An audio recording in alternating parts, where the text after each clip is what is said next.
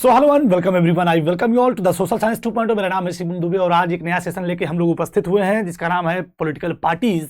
और इस सेशन में हम लोग इस चैप्टर के कंप्लीट एस्पेक्ट को according to NCERT line by line complete एक वीडियो लेक्चर के थ्रू कंप्लीट एस्पेक्ट को डिस्कस करने वाले हैं। So without any further delay सीधे स्टार्ट करते हैं डिस्कशन को। अगर बात करें टॉपिक की जिसपे हम लोग आज करेंगे डिस्कशन, तो वो टॉपिक वो चैप्टर हमारा है पॉलिटिकल पार्टीज। क्या है? Political parties.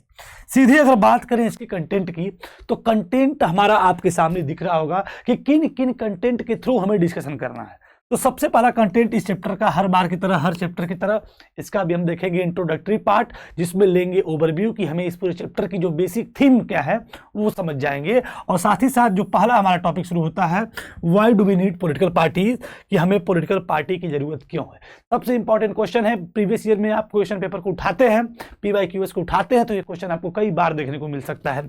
मीनिंग और function both are most important question. ये मीनिंग और फंक्शन कई बार ये भी क्वेश्चन पूछे गए। अगर पॉलिटिकल पार्टी से देखा जाए तो क्राइटेरिया और ये दोनों क्वेश्चन कई बार रिपीटेटेड फॉर्म में कई बार हमें देखने को मिल जाते हैं।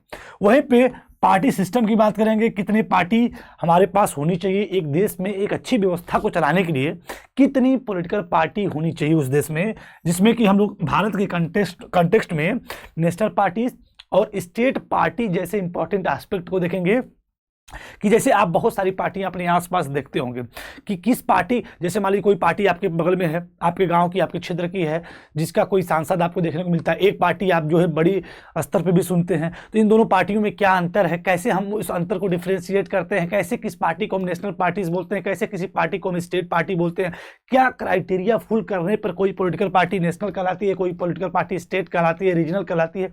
इन सभी एस्पेक्ट को हम लोग डिस्कस करेंगे। साथ ही साथ पॉलिटिकल पार्टी के लिए चैलेंजेस, चुनौती और उसको कैसे हम लोग सुधार सकते हैं। इसी के साथ हमारा पूरा कंप्लीट ये जो सेशन है वो हमारा कंप्लीट होगा। एनसीईआरटी पेजेस जिसको आप लोग जानते होंगे, जिसमें सभी, अगर आपके पास एनसीईआरटी बुक है और होनी ही चाहिए हर हाल में, उस एनसीईआरटी पेजेस को अगर आप देखते हो तो लगभग आपको जो है टोटल 14 पेजेस आपको इस चैप्टर के लिए डेडिकेटेड देखने को मिल जाते हैं। 1 2 3 4 5 6 7 8, लगभग 7 और 2 14, यानी कि 14 पेजेस आपको कंप्लीट इस पूरी चैप्टर के लिए समर्पित हमें देखने को मिल जाते हैं, जिसमें कि इन 14 चैप्टर से लेकर हमारे टोटल ये सभी कंटेंट है। सो विदाउट एनी डिलेज हम बात करें अगर पॉलिटिकल पार्टीज की, तो इस चैप्टर में जो सबसे बेसिक थीम है हम लोग उसको समझ लेते हैं। देखिए हमारा जो डिस्कशन चलेगा किस सेंट्रल आइडिया के थ्रू चलेगा, हमको ये पहले ही पकड़ लेना है, क्योंकि जब हम डिस्कशन शुरू करते हैं तो कड़ी के कड़ी हम लोग जोड़ते हुए उसी सेंट्रल आइडिया पे बार बार फोकस्ड रहते हैं। तो हमें समझ में आता है कि हमारा पूरा जो है मामला किसकी जो है इर्द गिर्द घूम रहा है। तो जैसे अगर हम ओवरव्यू जब हम देखते हैं इस टॉपिक का, पॉलिटिकल पार्टीज का ओवरव्यू अगर देखते हैं, तो ओवरव्यू में हमें ये देखने को मिलता है कि ये जो टूर ऑफ डेमोक्रेसी, बार बार जो टूर ऑफ डेमोक्रेसी की चर्चा हो रही है, we have come across political parties several time, जिसमें हमने पॉलिटिकल पार्टीज के बारे में बहुत बार हमने पढ़ा। 9th में पढ़ा, पिछले प्रीवियस क्लासेस में पढ़ा कि जो गवर्नमेंट की जो फंक्शनिंग है उसके लिए रिस्पॉन्सिबल अगर कोई इंस्टीट्यूशन है तो वो है पॉलिटिकल पार्टी। लेकिन इस पूरे चैप्टर में हम लोग कंप्लीट इसके एस्पेक्ट को देखेंगे, जैसे कि जो हमारा डेमोक्रेसी का जो टूर है इसको स्टार्ट करने से पहले हम जानेंगे कि पॉलिटिकल पार्टीज जो बार बार लाइमलाइट में देखने को मिलती है वो किस प्रकार से, उसकी वर्किंग कैसी है, स्पेशली इन आवर कंट्री। और साथ ही साथ हम कुछ कॉमन क्वेश्चन पूछेंगे और वो दोनों क्वेश्चन होंगे कि why do we need parties, कि हमें पार्टी की जरूरत क्यों है, and how many parties are good for a democracy, और एक अच्छे लोकतंत्र के लिए एक देश में कितनी पॉलिटिकल पार्टीज होनी चाहिए। ये 2 प्रश्नों को हम लोग हर हाल में पूछेंगे। And in the light of this we introduce the national and regional political parties. साथ ही साथ इस चैप्टर में नेशनल पार्टीज और रीजनल पॉलिटिकल पार्टीज से हम लोग इंट्रोड्यूस होंगे। और बात करें टुडेज इंडिया की, then look at what wrong with this political parties, और साथ ही साथ देखेंगे चैलेंजेस, क्या गलत है पॉलिटिकल पार्टी में, क्या अच्छाइयाँ हैं, क्या बुराइयाँ हैं, उन सभी चीज़ों को देखेंगे और कैसे इसको हम लोग जो है what can be done about it, कैसे हम इसको सुधार सकते हैं। यानी कि हम समझ चुके हैं ओवरव्यू का पूरा मामला है कि टूर हम इस जो डेमोक्रेसी का देख रहे हैं, इसमें जो वर्किंग ऑफ गवर्नमेंट का देख रहे हैं, वो कहीं ना कहीं जो वर्किंग ऑफ गवर्नमेंट है वो डिपेंडेंट है on the function of working of political parties, यानी कि जो डेमोक्रेसी के टूर में बार बार पॉलिटिकल पार्टी आ रही है, वो पॉलिटिकल पार्टी कहीं ना कहीं वर्किंग ऑफ गवर्नमेंट के लिए क्या होती है, रिस्पॉन्सिबल होती है। और इसकी जो नेचर और इसकी वर्किंग है उसको हम लोग आज के सेशन में देखेंगे। और देखते समय दो इंपॉर्टेंट क्वेश्चन, जिसमें कि पहला है why do we need political parties, या कि हमें पार्टीज की जरूरत क्यों है, and how many party are good for a democracy. और दूसरा प्रश्न का उत्तर हम लोग तलाशेंगे कि एक अच्छे लोकतंत्र के लिए कितनी पॉलिटिकल पार्टीज या कितनी पार्टीज होनी चाहिए। ये हमारा कंप्लीट ओवरव्यू है। अब हमारा डिस्कशन शुरू होता है पॉलिटिकल पार्टीज का। तो आई होप एक बड़े ही कम समय में आपने पॉलिटिकल पार्टीज के कंप्लीट एस्पेक्ट को समझ लिया होगा कि हमें सिर्फ दो चीज़ों पे फोकस करना है कि पॉलिटिकल पार्टीज क्या है, हमें इसकी ज़रूरत क्यों है, और एक अच्छे लोकतंत्र के लिए कितनी पॉलिटिकल पार्टीज का होना जरूरी है। आई होप आप समझ पाए होंगे। अब सीधे हम बात करते हैं पहले डिस्कशन की पॉलिटिकल पार्टीज के बारे में। कह रहा है कि political parties are the necessary condition, political parties are easily one of the most visible institution in a democracy. Political parties के बारे में ये कहा जाता है कि पॉलिटिकल पार्टी क्या है, इजिली बहुत ही आसानी से हमें देखने को मिल जाती है, और सबसे ज़्यादा देखी जाने वाली अगर कोई मोस्ट विजिबल इंस्टीट्यूशन है तो वो है एक पॉलिटिकल पार्टी। यानी एक लोकतांत्रिक देश में हमें अगर सबसे अधिक कोई चर्चावान चीज़ देखने को मिलती है, चर्चा में कोई चीज़ देखने को मिलती है, हर व्यक्ति इस चीज़ को जानता है, हर व्यक्ति एक पॉलिटिकल पार्टी से, किसी न किसी पॉलिटिकल पार्टी से अटैच है, इंट्रोड्यूस है, उसके बारे में डिस्कशन करता है, डिबेट करता है, चर्चा परिचर्चा करता है, तो पॉलिटिकल पार्टी की ही करता है वो। तो इसकी वजह से हम कह सकते हैं कि political party are easily one of the most visible institution in a democracy. यानी कि एक लोकतंत्र में एक सरकारी अगर व्यवस्था, एक डेमोक्रेटिक फॉर्म ऑफ गवर्नमेंट है, तो उसमें हमें पॉलिटिकल पार्टी सबसे ज़्यादा देखी जाने वाली संस्था के रूप में जानी जाती है। जैसे कि for most ordinary citizens democracy is equal to political parties. यहाँ तक कि ऑर्डिनरी सिटीजन्स के थिंकिंग प्रोसेस की अगर बात कर दें तो उसकी थिंकिंग यहाँ तक रिलेट करती है कि एक डेमोक्रेसी जो है is equal to political parties, यानी डेमोक्रेसी इज इक्वल टू क्या, पॉलिटिकल पार्टीज।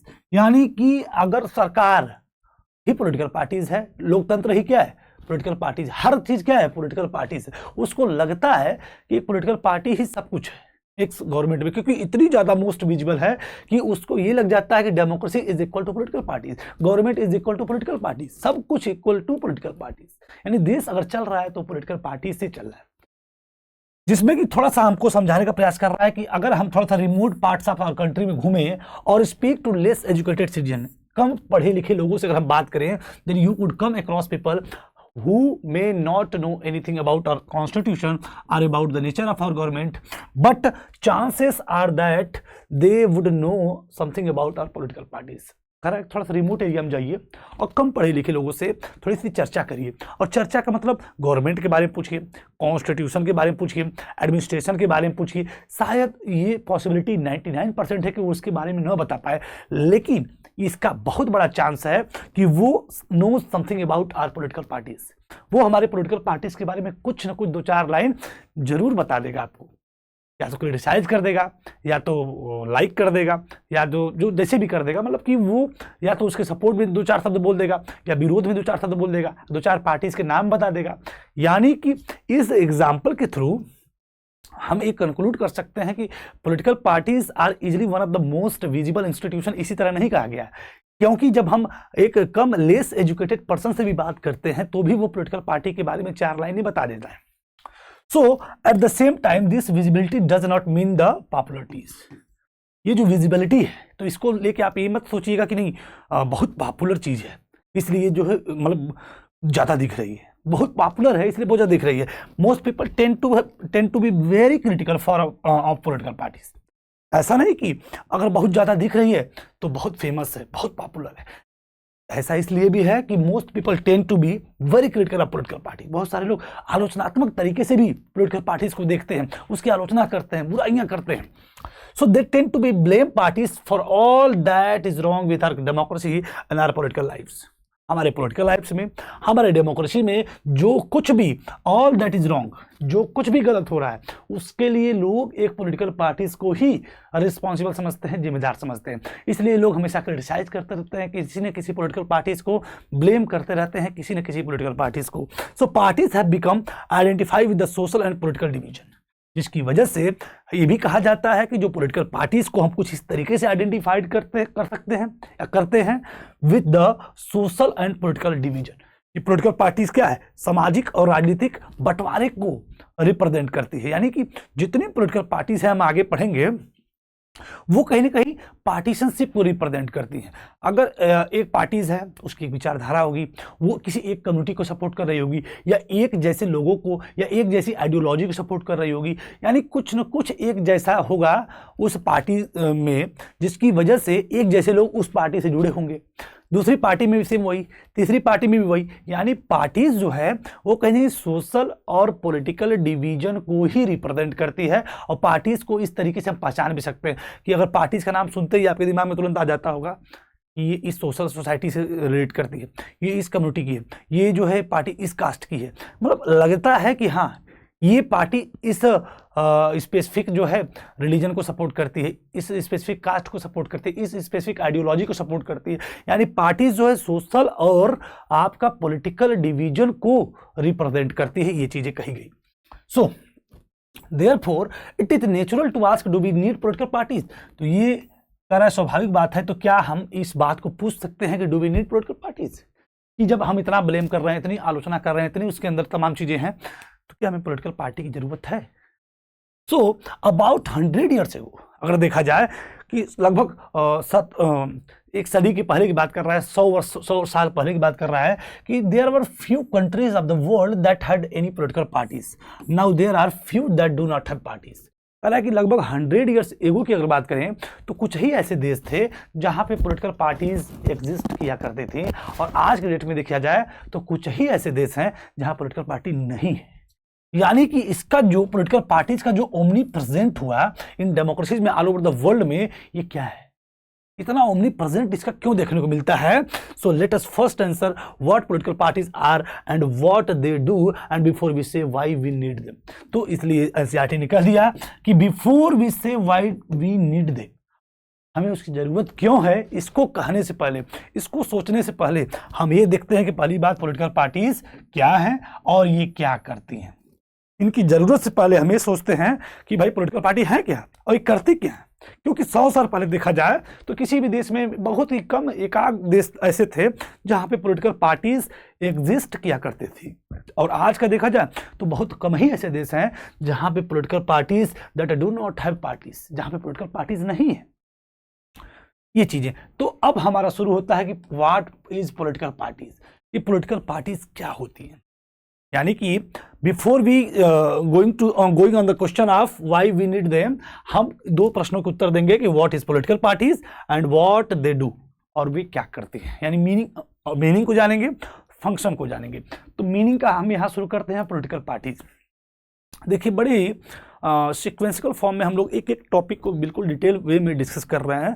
तो आपके सामने अगर एनसीईआरटी की बुक होती है तो शायद आप पेंसिल और बुक दोनों चीज़ें अगर रेडी हैं तो बहुत शानदार तरीके से आप एक ही लेक्चर, वीडियो लेक्चर के थ्रू आप इसके कंप्लीट एस्पेक्ट को समझ सकते हैं, तैयार कर सकते हैं।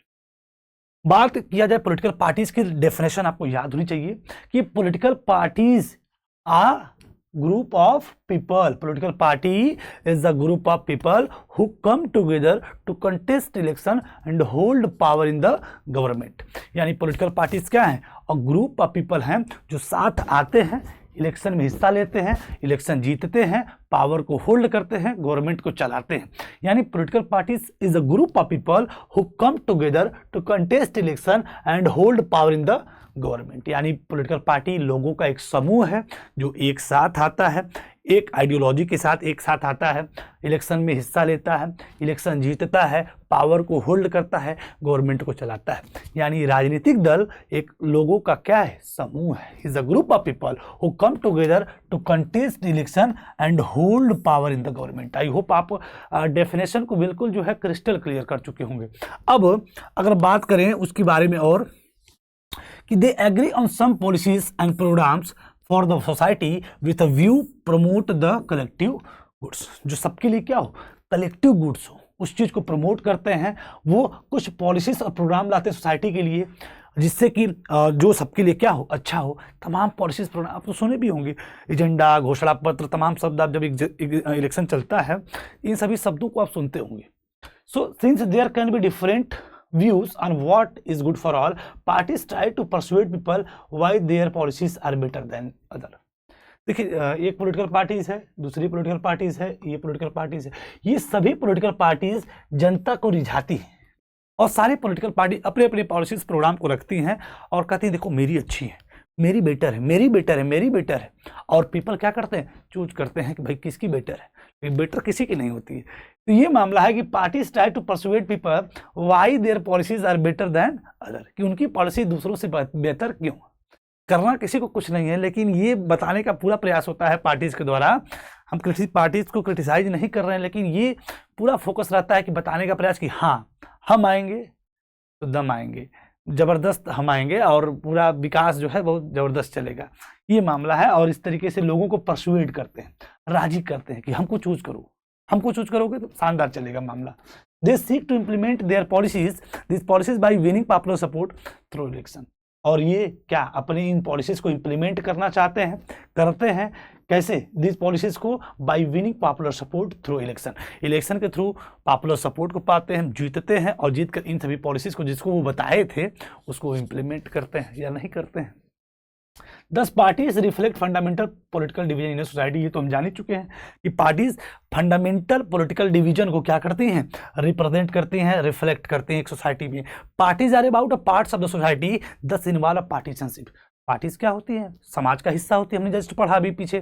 पार्टीज जो होती हैं समाज का, सोसाइटी का हिस्सा होती हैं, इसकी वजह से पार्टीशनशिप भी देखने को मिलता है। इस टर्म को आपको थोड़ा समझना पड़ेगा कि पार्टीज क्या होती हैं, सोसाइटी का हिस्सा होती हैं। जैसे मान लीजिए अगर एक पार्टीज है और एक और पार्टीज है, या दो ही पार्टी आप लेके चलिए, और इस पार्टी के कुछ आइडियोलॉजी होंगे, इसके कुछ मेंबर्स होंगे, इसकी समाज में कुछ जो है पकड़ होगी, समाज के कुछ लोग इनको सपोर्ट कर रहे होंगे और समाज के कुछ लोग इनको सपोर्ट कर रहे होंगे और कुछ मेंबर इनके होंगे, ऐसे तमाम लोग इनसे जुड़े होंगे, तमाम लोग। तो आप हमको बताइए कि आप क्यों किसी पॉलिटिकल पार्टी से जुड़ते हैं, क्योंकि आपकी जो थिंकिंग प्रोसेस है, आपका जो गोल है, आपकी जो भी एथनिसिटी होगी वो आपकी उस पॉलिटिकल पार्टी से मैच करती होगी और दूसरी पॉलिटिकल पार्टी के साथ भी सेम ऐसे होता है।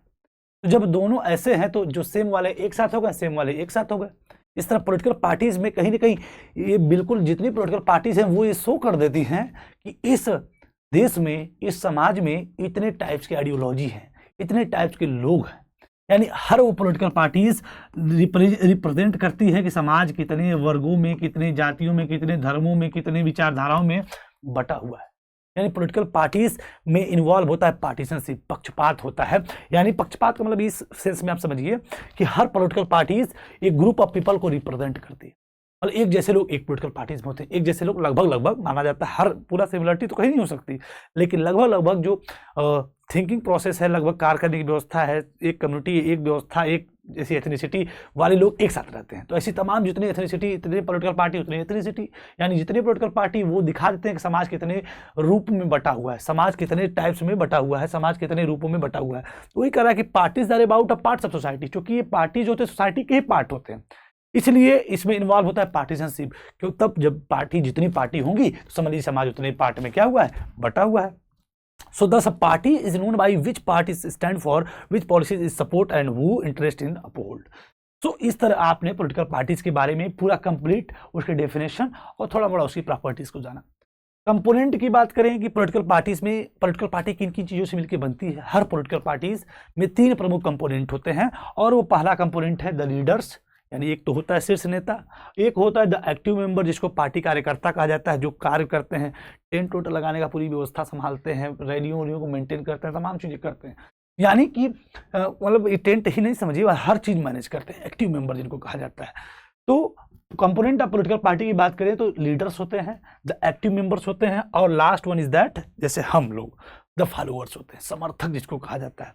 एक तो नेता होता है, एक आपका जो है का पार्टी कार्यकर्ता होता है, एक आपका जो है समर्थक होते हैं। समर्थक में देखिए बड़ी संख्या होती है। पार्टी कार्यकर्ता में भी कुछ लोग होते हैं जो पार्टी के सभी प्रोग्राम पॉलिसीज को, जैसे कोई भी कार्यक्रम कहीं होना है तो पूरी व्यवस्था की देख रेख करना एक्टिव मेंबर्स की जिम्मेदारी होती है। लीडर्स जो है वही माइक पकड़ता है, दोस्तों और साथियों करता है। द फॉलोअर्स की बात करें तो जो हम लोग जो नारा लगाते हैं झंडा लेके कि हाँ जान दे देंगे इस पॉलिटिकल पार्टी के लिए, मतलब एकदम लगता है कि हम सब कुछ, वही पॉलिटिकल पार्टी ही सब कुछ है, तो ऐसा कुछ देखने को मिलता है फॉलोअर्स के थ्रू। लेकिन हकीकत में मेहनत आपको खुद करनी पड़ेगी। जो चीज़ आपको अगर अचीव कर रही है तो कोई पॉलिटिकल पार्टी दुनिया की आपको वो चीज़ नहीं दे सकती, आपको खुद ही उसको अचीव करना पड़ेगा। सो वही चीज़ लिखा है कि एक पॉलिटिकल पार्टी के अंदर 3 प्रमुख कंपोनेंट होते हैं, leaders, active members and the followers. ये 3 प्रमुख कंपोनेंट से मिलकर पॉलिटिकल पार्टीज बनती हैं, जिसको हम समझ चुके हैं। यानी हमने पूरी तरीके से मीनिंग को देख लिया। अब हम देखेंगे पॉलिटिकल पार्टीज के फंक्शन को। व्हाट इज पॉलिटिकल पार्टीज हमने देख लिया, व्हाट दे एग्जैक्टली डू, वो क्या करती हैं, उनके फंक्शन क्या है, इसको हम देखते हैं। तो पॉलिटिकल पार्टी बेसिकली 7 फंक्शंस को परफॉर्म करती हैं। 1 2 3 4 5 6 7 6 फंक्शंस को जो है फाइनली क्या करते हैं, परफॉर्म करते हैं। 6 या 7 पर फंक्शंस को क्या करते हैं, परफॉर्म करते हैं। पहला चीज कि political parties fill political offices and exercise political power and party do so by performing a series of function.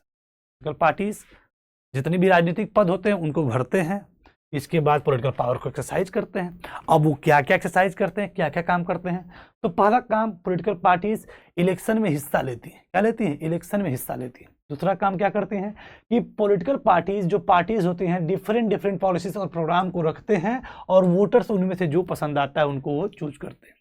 तीसरा काम पॉलिटिकल पार्टीज क्या करती हैं कि पार्टीज जो है, जो पार्टी, तीसरा जो है अगर बोला जाए दो बार यहाँ पे तीसरा, आप इसको लिख चलिए थर्ड, तो ये भी क्या है फोर्थ, थर्ड फोर्थ फिफ्थ। तो पॉलिटिकल पार्टीज जो इलेक्शंस में lose in the election play the role of opposition to the party in the power. जो पार्टीज पॉलिटिकल मतलब इलेक्शन कंटेस्ट हुआ, एक पार्टी जीत जाती है तो जीत गई रूलिंग पार्टी, जो हार गई अपोजिशन पार्टी, वो जो जीती हुई पार्टी है उसके लिए अपोजिशन का रोल अदा करती है। पार्टीज जो है शेप करती है पब्लिक ओपिनियन को, यानी जनमत संग्रह को रिफ्लेक्ट करती है, आकार देती है। जनमत संग्रह को क्या करती है, आकार देती है। पार्टीज जो है 4 हो गया,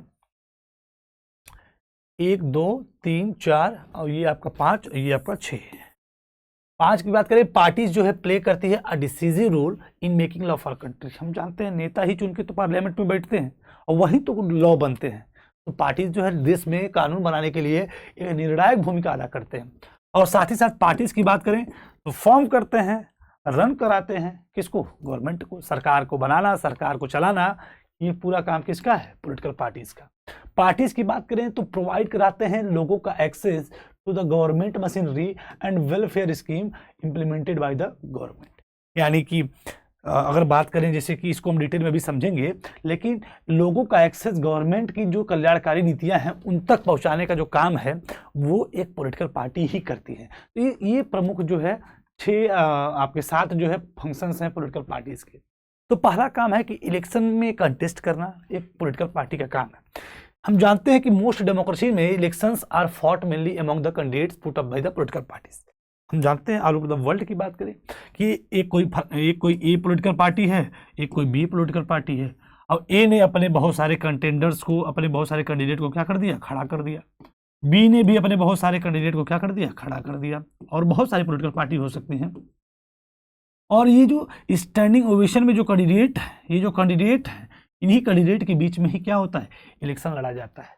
यानी पार्टीज में जो पॉलिटिकल पार्टीज होती हैं अपने अपने कैंडिडेट्स को खड़ा करती हैं और elections are mainly fought among the candidates put up by the political parties. इन्हीं पॉलिटिकल पार्टी के द्वारा खड़े किए गए कैंडिडेट्स के बीच में क्या होती है, मेनली आपके इलेक्शन लड़े जाते हैं। पार्टीज जो है अपने कैंडिडेट्स को डिफरेंट तरीकों से सिलेक्ट करते हैं, भाई कौन इलेक्शन में खड़ा होगा। ये इसके चूज करने के तमाम तरीके हैं। जैसे कि अगर इंडिया की बात करें, यूएसए की बात करें पहले कि कंट्री सच एज यूएसए की, तो वहाँ के जो मेंबर और जो सपोर्टर होते हैं पॉलिटिकल पार्टी के, वो चूज करते हैं कि कौन इलेक्शन में खड़ा होगा, कौन कंटेंडर्स बनेगा। वहीं पे more and more countries following this method, इस मेथड को बहुत सारे देश फॉलो करते हैं। वहीं पे अदर कंट्री जैसे कि इंडिया की बात करें, वहाँ में टॉप पार्टी जो लीडर्स होते हैं वो चूज करते हैं कि कौन सा कैंडिडेट इलेक्शन में हिस्सा लेगा, किसको सीट मिलेगी, किसको सीट नहीं मिलेगी। तो ये पहला काम है कि पार्टीज जो है इलेक्शन में किस तरीके से कंटेस्ट करती है। दूसरा है कि पार्टीज जो है डिफरेंट पॉलिसीज और प्रोग्राम को, एजेंडा को रखती है, और वोटर्स भाई जिससे अट्रैक्ट होते हैं उसको वोट करते हैं, और जिसको वोट करते हैं वो जीतता है, और जीत के फिर पता नहीं काम करता है कि नहीं करता है, इसको आप एक बार देखिएगा। Each of us may have different opinion and views on what policies are suitable for the society। हम जानते हैं डिफरेंट ओपिनियन सबके होते हैं, डिफरेंट व्यूज होते हैं, और कौन सी पॉलिसी किसके लिए सुटेबल है उस तरीके से वो रखते हैं, ये चूज करते हैं।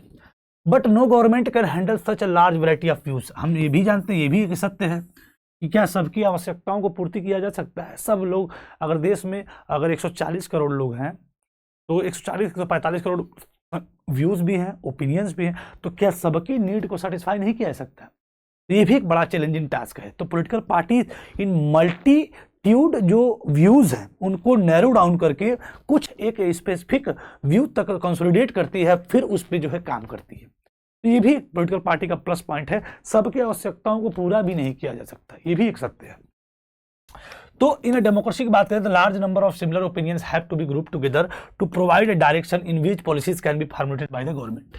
जानते हैं कि अगर एक लोकतंत्र की बात करें, एक लार्ज नंबर में सिमिलर ओपिनियंस जो होते हैं उनको ग्रुप किया जाता है एक साथ, और फिर उनको एक डायरेक्शन दिया जाता है, और जिसमें कि जो भी पॉलिसीज इंप्लीमेंट कर रही हो गवर्नमेंट के द्वारा, उन सभी ग्रुप को लगभग एक जैसे जो व्यूज़ हैं उनको एक साथ कलेक्ट करके उनके लिए पॉलिसीज इंप्लीमेंट की जाती हैं बाय द गवर्नमेंट के थ्रू। सो यही पॉलिटिकल पार्टी प्रमुख काम भी करती है कि अब पार्टी जो रिड्यूस करती है vast multitude of opinion into a few basic positions which it supports, a government is expected to base its policies on the line taken by the ruling parties। Government जो है, जो ruling parties है उसी के through लिए गए decision के through काम करती है। और हम ये भी जानते हैं कि पार्टी रिड्यूस कर देती है वास्ट मल्टीट्यूड ऑफ ओपिनियन, बड़ी संख्या में जो ओपिनियंस हैं उनको रिड्यूस करके नैरो डाउन करके कुछ जो है फ्यू बेसिक पोजीशन तक उनको लाती हैं, और फिर उस पर जो है पॉलिसीज प्रोग्राम को लॉन्च करके लगभग सबको संतुष्ट करने का प्रयास करती हैं। लेकिन सबको 100% 99.9% कीटाणु एक ही आदमी मार सकता है, सभी लोग नहीं मार सकते हैं। इस तरीके से हम लोग जानते हैं। अगर तीसरा की बात करें, तीसरे पॉइंट की, कि जो those party that lose in the election play the role of opposition to the party in the power. जो पार्टी इलेक्शन में हार जाती है, जो जीत जाती है रूलिंग पार्टी, जो हार गई अपोजिशन पार्टी की तरह काम करती है, विपक्ष की भूमिका निभाती है। पार्टीज में जो रूलिंग पार्टीज है, अगर उसकी जो गलत डिसीजंस हैं, गलत तरीके से अगर कोई काम करता है तो उसको वो क्रिटिसाइज करते हैं, आवाज़ उठाते हैं, उसके खिलाफ जो है मूवमेंट करते हैं, तमाम चीज़ें करते हैं, मतलब कि उसकी कार्य प्रणाली को चेक करती है जो अपोजिशन की पार्टीज होती हैं। By watching different views and criticising government for its failures और रॉन्ग पॉलिसीज।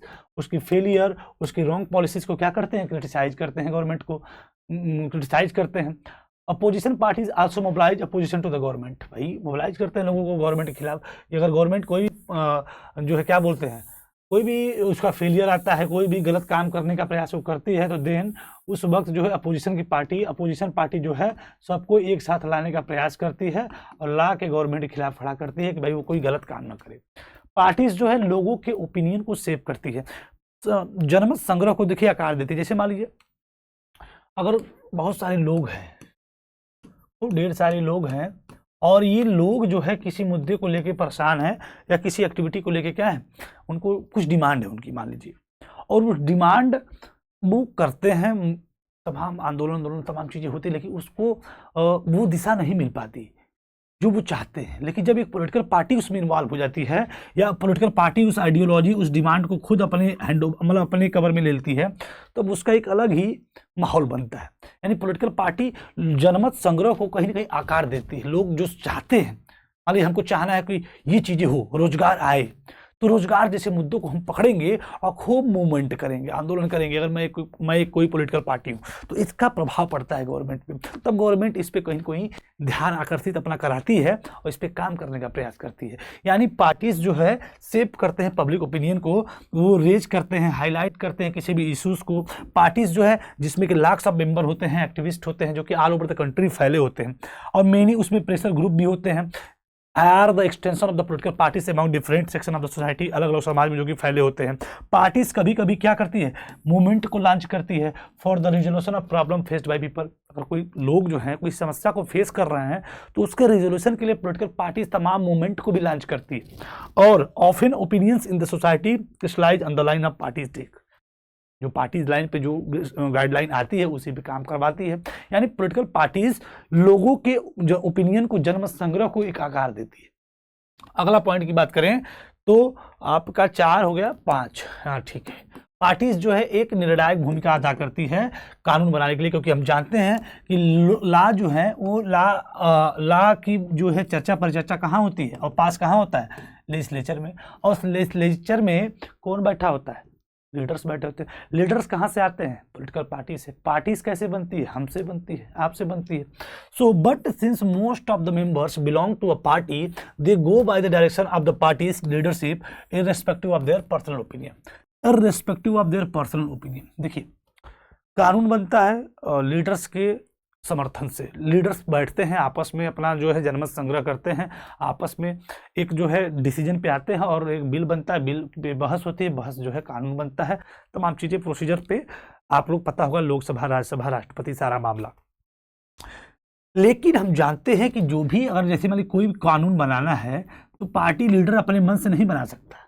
पार्टी लीडर जो है अपने पर्सनल ओपिनियन को साइड करते हुए जो पार्टी, जिस पार्टी से वो रिलेट करता है, उसकी गाइडलाइन के थ्रू वो काम करता है। यानी कि अगर पार्टी चाहती है कि ये कानून बने तो उस पार्टी के जितने भी मेंबर्स होंगे, जितने भी लीडर्स होंगे जो पार्लियामेंट में बैठते हैं, लेजिस्लेचर में बैठते हैं, वो उसी मुद्दे पे बहस करते हुए उस कानून को बनाने में अपना निर्णायक भूमिका को जो है पेश करते हैं। यानी कि मोस्ट ऑफ द जो मेंबर होते हैं किसी न किसी पॉलिटिकल पार्टी से बिलोंग करते हैं और वो उसी डायरेक्शन में जाते हैं जहाँ पे पार्टी लीडरशिप जाती है, और वहाँ पे जाके कानून पे बहस होती है, डिबेट होती है, कानून बनता है, बहस होती है, पास होता है, और फाइनली कानून पूरे देश में क्या होता है, इम्प्लीमेंट होता है। तो पार्टीज कहीं न कहीं देश में कानून बनाने के लिए भी अहम भूमिका अदा करती है।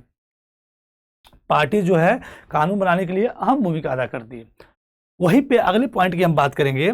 पार्टीज जो है फॉर्म करती है और रन करती है, किसको, गवर्नमेंट को। भाई सिंपल सी बात है, गवर्नमेंट बनाने के लिए इलेक्शन होता है, पार्टीज को चूज किया जाता है, किसी न किसी पार्टी को जिताया जाता है, किसी न किसी पार्टी को हराया जाता है, तमाम चीज़ें होती हैं। तो कोई पार्टी जीत गई, सरकार में आ गई, सरकार आ गई तो सरकार बन गई, सरकार बन गई, सरकार को चला रही है। तो बनाना चलाना सारा काम किसका होता है, पार्टीज का होता है। As we have noted last year, big policies जो डिसीजंस होते हैं पॉलिटिकल पार्टी की एग्जीक्यूटिव ही क्या करते हैं, पॉलिटिकल पार्टीज के थ्रू लेते हैं, और पार्टीज जो है रिक्रूट करती है लीडर्स को, उनको ट्रेन करती है, and then make them minister to run the government in the way they want. और जिस तरीके से वो चाहते हैं कि सरकार चले उस तरीके से सरकार चलाते हैं। रिक्रूट करते हैं मतलब कि सीटें देते हैं, जिताते हैं, जीत गए तो मंत्री बनाते हैं। तो जिस तरीके से सरकार चलाना चाहती है एक पॉलिटिकल पार्टीज, उस तरीके से सरकार चलाती है। The last point is that कि parties provide people access to government machinery and welfare scheme implemented by the government. एक पॉलिटिकल पार्टीज क्या करती है, ब्रिज की तरह काम करती है। ये है पॉलिटिकल पार्टी और ये है पीपल, ये जनता है, और ये पॉलिटिकल पार्टीज है। और मान लीजिए ये क्या है, आपकी गवर्नमेंट, ये गवर्नमेंट, ये 3 लोग आपको दिख रहे हैं। लोग जो है डायरेक्ट गवर्नमेंट ऑफिशियल से नहीं मिल सकते, काफी कठिन होता है कभी कभी, और हमेशा होता है। मिलना तो आज के समय में मिल सकते हैं, लेकिन एक अजीब, जैसे आज का इन्वायरमेंट वही है कि आप जनता जो सीधे सरकार से नहीं मिल सकती, सरकार जो एडमिनिस्ट्रेटिव जो हेड है उससे नहीं मिल पाती, लेकिन एज कम्पेयर्ड विथ एक पॉलिटिकल पार्टी के लीडर से मिलना जनता के लिए बड़ा आसान होता है। जनता जो है एक पॉलिटिकल लीडर से बहुत ही आसानी से मिल जाती है, जबकि एक लीडर, एक जो है गवर्नमेंट ऑफिशियल से मिलना हो तो उतना आसानी से वो मिल नहीं सकती। और गवर्नमेंट की जो पॉलिसीज है, जो वेलफेयर स्कीम है, वेलफेयर स्कीम्स हैं, उस स्कीम तक पहुंच जनता का डायरेक्ट नहीं हो पाता है। वो वेलफेयर स्कीम जो है, कल्याणकारी जो नीतियां हैं, जो योजनाएं हैं गवर्नमेंट की, वो गवर्नमेंट से लेकर और जनता तक पहुंचाने के लिए, और जनता की समस्याओं को जनता से लेके सरकार तक पहुंचाने के लिए बीच में अगर कोई काम करता है तो वो होती है एक पॉलिटिकल पार्टी। क्या होती है, पॉलिटिकल पार्टीज होती है। यानी political party as a bridge काम करती है जनता और सरकार के बीच में, या और लोगों का एक्सेस इसके किस तक, जो गवर्नमेंट की वेलफेयर स्कीम्स होती हैं, गवर्नमेंट मशीनरी होती है, वहां तक जो भी गवर्नमेंट की तरह स्कीम लागू होती है, इंप्लीमेंट होती है, उन सभी चीज़ों का एक्सेस गवर्नमेंट से लेकर जनता तक पहुंचाने में एक जो पॉलिटिकल पार्टी है अहम भूमिका अदा करती है। और जनता की समस्याओं को जनता से उठाकर गवर्नमेंट तक पहुंचाने में और गवर्नमेंट से ऐसी पॉलिसीज बनाने में एक पॉलिटिकल पार्टी अहम भूमिका अदा करती है। तो आई होप इस कॉन्सेप्ट को आप समझ गए होंगे।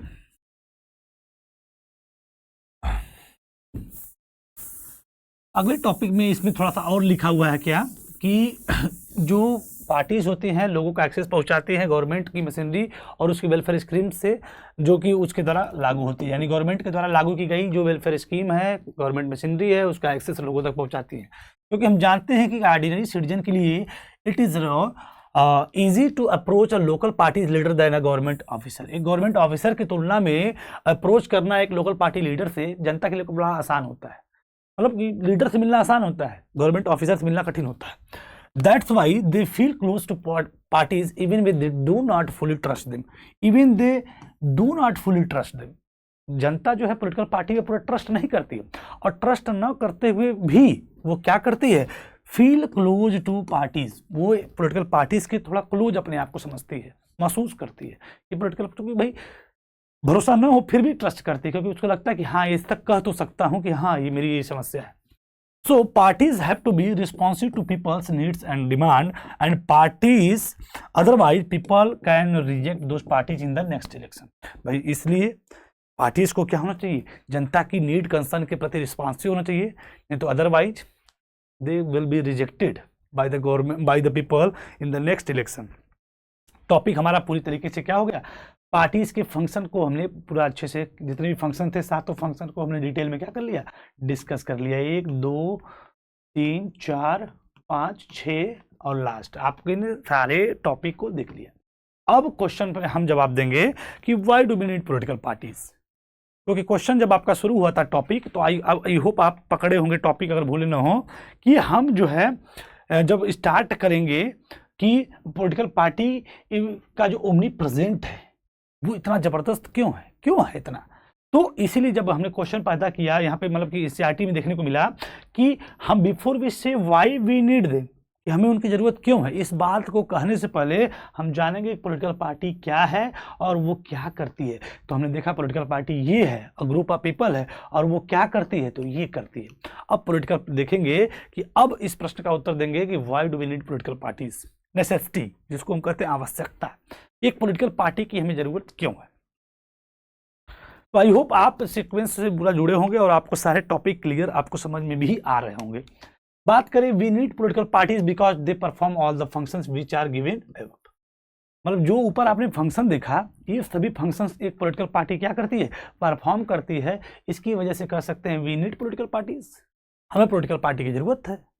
So, but we still need to ask why modern democracies cannot exist without political parties। लेकिन हमें एक प्रश्न और भी सोचना चाहिए, पूछना चाहिए कि क्यों एक आज के समय की जो मॉडर्न डेमोक्रेसीज है cannot exist without political parties, वो क्यों पॉलिटिकल पार्टी के बिना एग्जिस्ट नहीं कर सकती। तो हम इस दोनों प्रश्नों को कंट्राडिक्शन में जो आए, पहली बात पॉलिटिकल पार्टीज ऊपर के सभी फंक्शंस को परफॉर्म करती है, इसलिए हम कहते हैं कि पॉलिटिकल पार्टी की भी जरूरत है।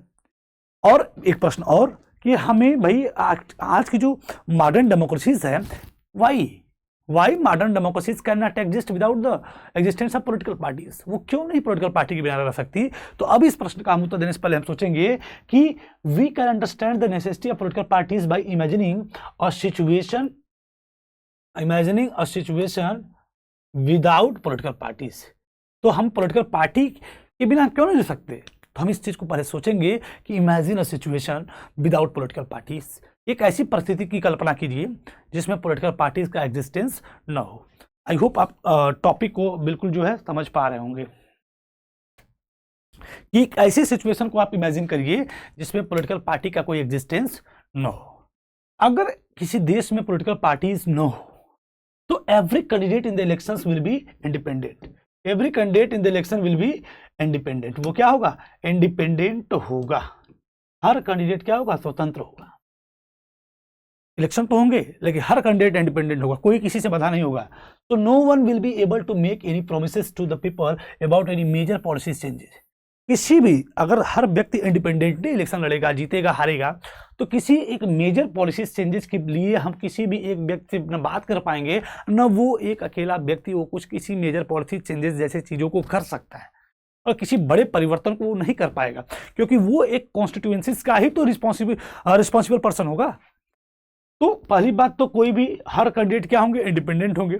इसकी वजह से कोई भी मेजर पॉलिसी चेंजेस नहीं कोई कर पाएगा। और गवर्नमेंट तो बनेगी, गवर्नमेंट में भी फॉर्म्ड गवर्नमेंट तो बनेगी, लेकिन जो इसकी उपयोगिता है, but it's utility will remain ever uncertain. लेकिन जो इसकी उपयोगिता है वो बिल्कुल अनिश्चित रहेगी। गवर्नमेंट बनेगी लेकिन जो इसकी उपयोगिता है बिल्कुल अनसर्टेन रहेगी। भाई कुछ काम ही नहीं कर पाएगी, मेजर पॉलिसी चेंजेस जैसी चीज़ों को अंजाम नहीं दे पाएगी। और इलेक्टेड जो रिप्रेजेंटेटिव होंगे will be accountable to their constituencies. वो अपनी कॉन्स्टिट्यूएंसी, यानी कि जिस कॉन्स्टिट्यूएंसी से कोई जीता है उस कॉन्स्टिट्यूएंसीज का, उस क्षेत्र का वो रिस्पॉन्सिबल तो होगा, अकाउंटेबल तो होगा, लेकिन for what they do in the locality, जो कि वो अपने लोकेलिटी में करेगा।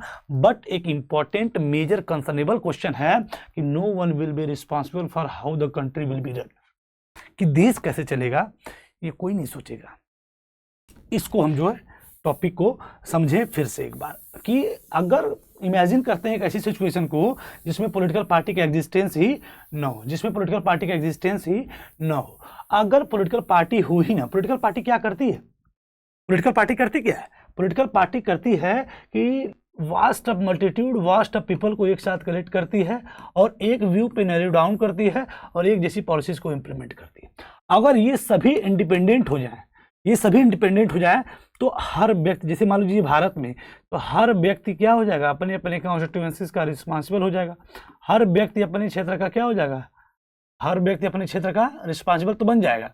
लेकिन देश, ये पूरा देश कौन देखेगा, इसकी बात कोई नहीं करेगा।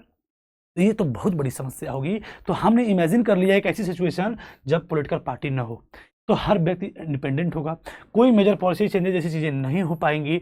हर गवर्नमेंट तो बनेगी लेकिन उसकी उपयोगिता अनिश्चित रहेगी, और हर व्यक्ति अकाउंटेबल होगा अपनी कॉन्स्टिट्यूएंसीज के प्रति, जो कि वो अपनी लोकेलिटी में करेगा भी हो सकता है। लेकिन देश कैसे चलेगा, how the country will be run, इस बात की कोई रिस्पॉन्सिबिलिटी ले भी नहीं पाएगा और इस पर चर्चा कोई करेगा भी नहीं। तो हम समझ गए कि पॉलिटिकल पार्टी अगर न रहे तो एक बड़ी समस्या बन सकती है। इसको हम लोग एक लाइव एग्जांपल के थ्रू समझ सकते हैं। अपने गांव के दूर दराज के क्षेत्र में जो लोकल गवर्नमेंट का चुनाव होते हैं, उसमें आपने महसूस किया होगा कि कोई पॉलिटिकल पार्टीज नहीं होती है, कोई सपा बसपा भाजपा नहीं होती है। लेकिन जब इलेक्शन होता है, मान लीजिए इतना बड़ा गाँव है, तो गाँव कई गुटों में बट जाता है। ये लोग कहते हैं मेरे पैनल का आदमी, ये मेरे टीम का आदमी, मेरे टीम का आदमी। यानी कि आप देखिए गांव में कोई पॉलिटिकल पार्टीज नहीं है, लेकिन जो ही इलेक्शन शुरू होता है तो एक कुछ लोगों का ग्रुप बन जाता है, एक कुछ इधर ग्रुप बन जाता है, कुछ एक दो ग्रुप। प्रधानी का चुनाव होता है तो कुछ ग्रुप इधर बन जाता है, कुछ ग्रुप उधर बन जाता है, चारों तरफ ग्रुप बन, और उस ग्रुप का एक बन जाता है कि लीडर, वो डायरेक्शन देता है कि हाँ ये इनके घर जाओ, इनसे बात करो, उनसे बात करो, ऐसे काम करो, ये गलतियां हैं, वो अच्छे हैं, ये पूरे हैं, मतलब तमाम चीज़ें, मतलब एक गुटबंदी हो जाती है। क्या हो जाती है, गुटबंदी। और उसी गुट को ही तो पार्टीज बोलते हैं, दल बोलते हैं।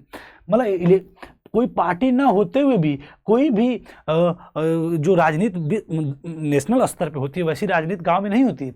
लेकिन जब गांव में प्रधानी का चुनाव होता है तो काफ़ी जो है स्थिति रिजिड हो जाती है, मामला बहुत जबरदस्त चलता है। जब गांव में चुनाव चलता है तो हर एक पैनल बन जाता है और उस पैनल में एक लोग खड़े होते हैं और उसको सभी लोग मिलकर सपोर्ट करते हैं, मतलब सभी लोग एक डायरेक्शन पे काम करते हैं, और यही सेम टू सेम काम पार्टीज करती है।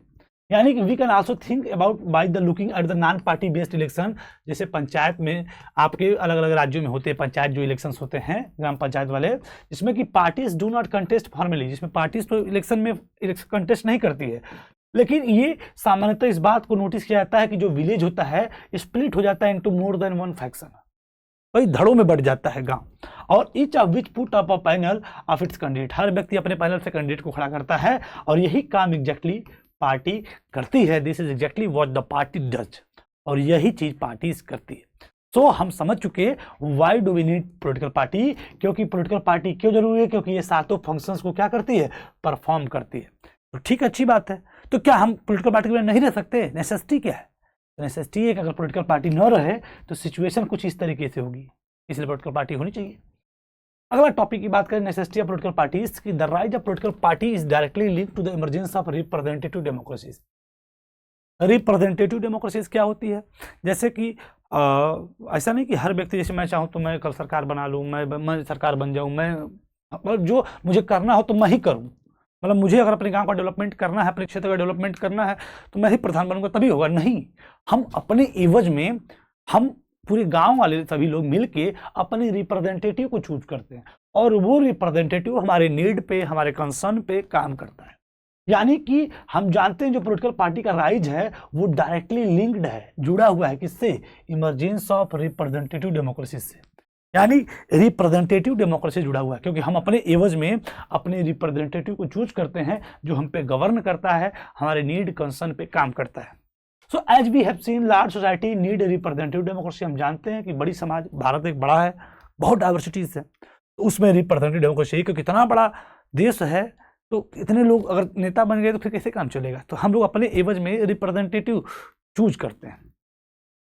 जैसी सोसाइटी क्या होती है? लार्ज होती है और कॉम्प्लेक्स होती है, तो उसमें जरूरत क्या हो जाती है कि सम एजेंसी की जो गैदर करे different views on various issues and to present this to the government. कि वो मतलब जैसे ही समाज क्या होता है बहुत ही कॉम्प्लेक्स हो जाए, लार्ज हो जाए, तो उस समाज में एक ऐसी एजेंसी की जरूरत होती है, एक ऐसे इंस्टीट्यूशन की जरूरत होती है जो क्या करे, डिफरेंट व्यूज को क्या करे, अलग अलग इश्यूज पे इकट्ठा करे और उसको सरकार के सामने प्रेजेंट करे जिससे उस पे हल निकल सके, उस पे काम हो सके। So they needed some ways to bring various representative together so that a responsible government could be form, जिससे कि एक रिस्पॉन्सिबल गवर्नमेंट बन पाए। And they needed a mechanism to support to restrain the government and make policies justify और oppose them. ऐसा system बने जो support भी करे गवर्नमेंट को, रिस्ट्रेन भी करे गवर्नमेंट को, रूलिंग पार्टी, अपोजिशन पार्टी, जो क्या है पॉलिसीज को बनाए भी, जस्टिफाई भी करे और उसको क्रिटिसाइज भी करे, विरोध भी करे। तो यही तो रिप्रेजेंटेटिव डेमोक्रेसी है। और political party fulfil this needs that every representative government has. और एक जो होना चाहिए एक रिप्रेजेंटेटिव गवर्नमेंट में, वो सारी एक्सपेक्टेशन एक पॉलिटिकल पार्टी पूरी करती है, जिसकी वजह से we can say that parties are a necessary condition for a democracy.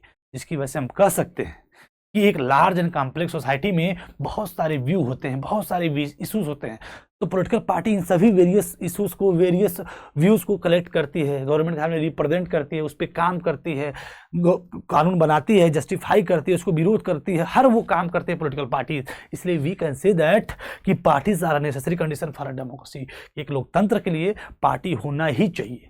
तो आई होप आप जो है अब तक जितने टॉपिक आपने पढ़ा, पॉलिटिकल पार्टीज क्या है, पॉलिटिकल पार्टीज क्या होती है, इसको आपने समझ लिया। पॉलिटिकल पार्टीज क्या होती है, उसके मीनिंग क्या होते हैं, यानी उसके डिफिनेशन हमने पढ़ लिया, उसके हमने फंक्शन देख लिया, फंक्शन क्या होते हैं, और इसके बाद नेसेसिटी हमने क्या देख लिया, why do we need political parties, और फिर हमने नेसेसिटी वाले जवाब को फाइनली दे दिया। अब हमारा जो अगला टॉपिक है कि how many party should be है, कि कितने पॉलिटिकल पार्टी होनी चाहिए एक अच्छे लोकतंत्र के लिए।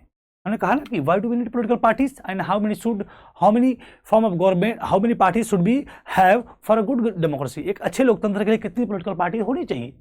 अब उस प्रश्न के हम लोग उत्तर देने वाले हैं कि how many party should be है, एक लोकतंत्र में, एक अच्छे लोकतंत्र के लिए कितनी पॉलिटिकल पार्टीज होनी चाहिए। एक बड़ा बढ़िया प्रश्न है, लेकिन इसका उत्तर हमको लास्ट में मिलेगा इसमें कि in democracy any group of citizen is free to form political parties. हम जानते हैं हमारे लोकतंत्र में हर वो व्यक्ति स्वतंत्र है फॉर्म करने के लिए क्या, पॉलिटिकल पार्टीज को, राजनीतिक दल में, मतलब खुद नेता बनने के लिए क्या है, फ्री है। In this formal sense there are large number of political parties in each country. इसकी वजह से हर देश में बड़ी संख्या में पार्टी देखने को मिलती है। इंडियन कॉन्टेक्स्ट में बात करें तो लगभग 750 parties are registered with the election commission of India, यानी कि लगभग 750 से अधिक political parties are going to be has been registered on election commission of India. ये डेटा आपका बढ़ भी चुका होगा, लगभग 750 से अधिक पॉलिटिकल पार्टीज रजिस्टर्ड है इलेक्शन कमीशन ऑफ इंडिया के पास। लेकिन but not all this parties are serious contenders in the election. लेकिन हम कहेंगे कि हमने तो सुना सिर्फ 2-4 कोई, तो 2-4 सीरियस हैं, बाकी जो हैं वो सीरियस कंटेंडर नहीं है, बहुत अच्छी उनकी पकड़ नहीं है, बहुत अच्छे परफॉर्मेंस नहीं, जिसकी वजह से हम उनको नहीं जानते। जो अच्छे परफॉर्मेंस कर रहे हैं उनको हम जानते हैं। इलेक्शन से थोड़ा जुड़े रहिए, जानते रहिए। So usually only a handful of parties are effectively in the race to win election and form the government. Handful of parties, मुट्ठी भर कुछ पार्टियां हैं जो क्या करती हैं, इफेक्टिवली काम करती हैं, इलेक्शंस में हिस्सा लेती हैं, जीतती हैं, फॉर्म करती है गवर्नमेंट को। कुछ ही बड़ी ही कम संख्या में पार्टीज होती हैं। So the question is how many majors are effective parties are good for a democracy. तो क्वेश्चन यहाँ से पैदा होता है कि how many major are effective parties are good for a democracy. एक अच्छे लोकतंत्र के लिए कितनी पॉलिटिकल पार्टी एक अच्छे देश के लिए अच्छी होती है। सो हम इसके लिए समझना पड़ेगा पार्टी सिस्टम को कि what do understand by party system. ये क्वेश्चन आपका बन जाता है, फ्रेम हो जाता है टाइप्स ऑफ पार्टी सिस्टम के ऊपर।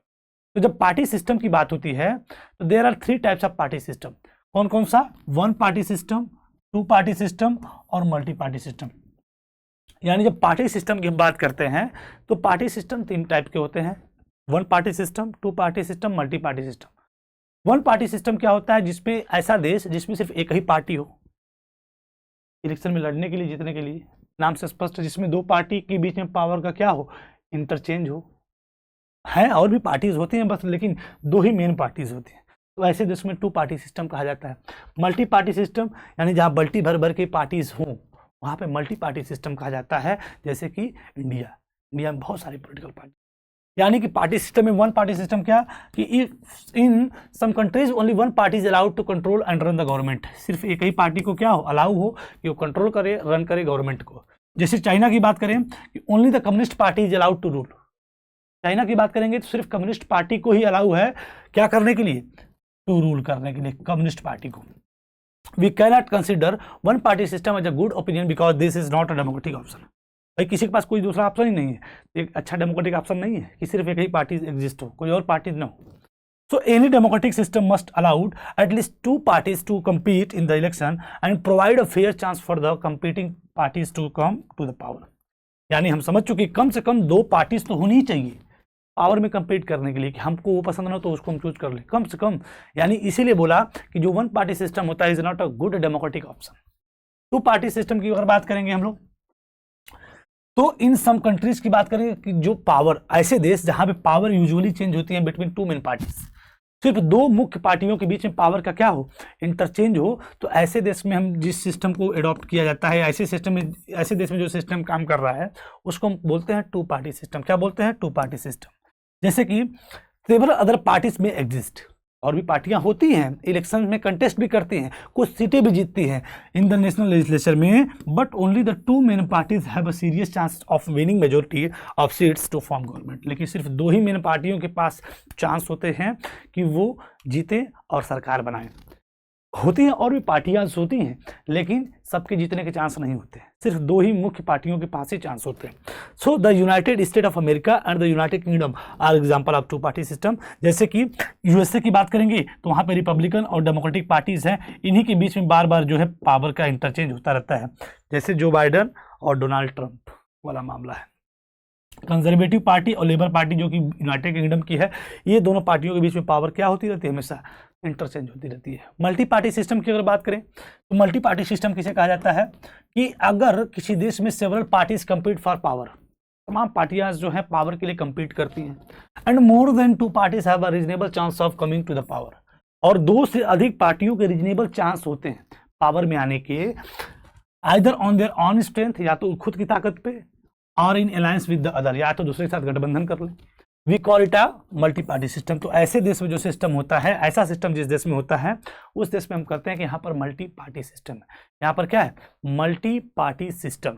सो आई होप आप समझ गए हैं कि जहाँ पे बहुत सारी पार्टियां होती हैं पावर में compete करने के लिए, और more than 2 parties have a reasonable chance of coming to the power, यानी पावर में आने के लिए 2 से अधिक पार्टियों के रीजनेबल चांस होते हैं, और चाहे वो अपनी दम पे हो, चाहे वो किसी के साथ गठबंधन करके हो। तो ऐसे देश में जो सिस्टम होता है उसको हम लोग बोलते हैं मल्टी पार्टी सिस्टम। तो जैसे कि इंडिया की बात करें, हमारे यहाँ मल्टी पार्टी सिस्टम है। इस सिस्टम में गवर्नमेंट की बात करें कि अब इसमें अलग अलग पार्टीज जो है क्या करते हैं, गवर्नमेंट को बनाती हैं, जो कि जो है तमाम coming together in collision government के थ्रू बनाती हैं या फिर अलायंस बनाती हैं। When several parties in multi party system joint hand for the purpose of contesting election and winning power, it is called alliance. यानी कि जीतने के लिए, इलेक्शन में हिस्सा लेने के लिए, जैसे जीतने के लिए पॉलिटिकल पार्टी बहुत सारी एक साथ मिल जाती हैं, इसके लिए जब बहुत सारी पार्टीज मल्टी पार्टी सिस्टम में एक साथ हाथ मिलाती हैं, पर्पज मतलब कंटेस्टिंग इलेक्शन में हिस्सा लेती हैं और पावर में जीतती हैं, मतलब जीतने के लिए, सरकार बनाने के लिए बहुत सारी पार्टियां साथ मिलती हैं और इलेक्शन लड़ती हैं, तो उसको अलायंस बोलते हैं। क्या बोलते हैं? अलायंस और front.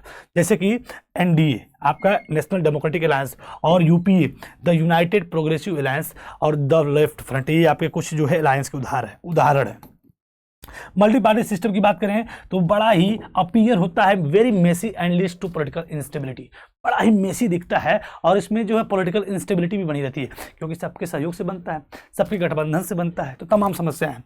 So at the same time this system allows a variety of interest and opinion to enjoy political representation. और साथ ही साथ ये इसका अगर डिमेरिट है तो मेरिट क्या है कि सेम टाइम पे यही जो सिस्टम है वो कहीं अलाउ करता है कि variety of interest and opinion, कि तमाम इंटरेस्ट तमाम ओपिनियन क्या कर सकते हैं, इंजॉय कर सकते हैं पॉलिटिकल रिप्रेजेंटेशन को, यानी बहुत सारे लोग जो है सरकार में आ सकते हैं, सरकार बना सकते हैं। तो आई होप आप समझ पाए होंगे one party system, two party system और multi party system. I hope आप समझ पाए होंगे।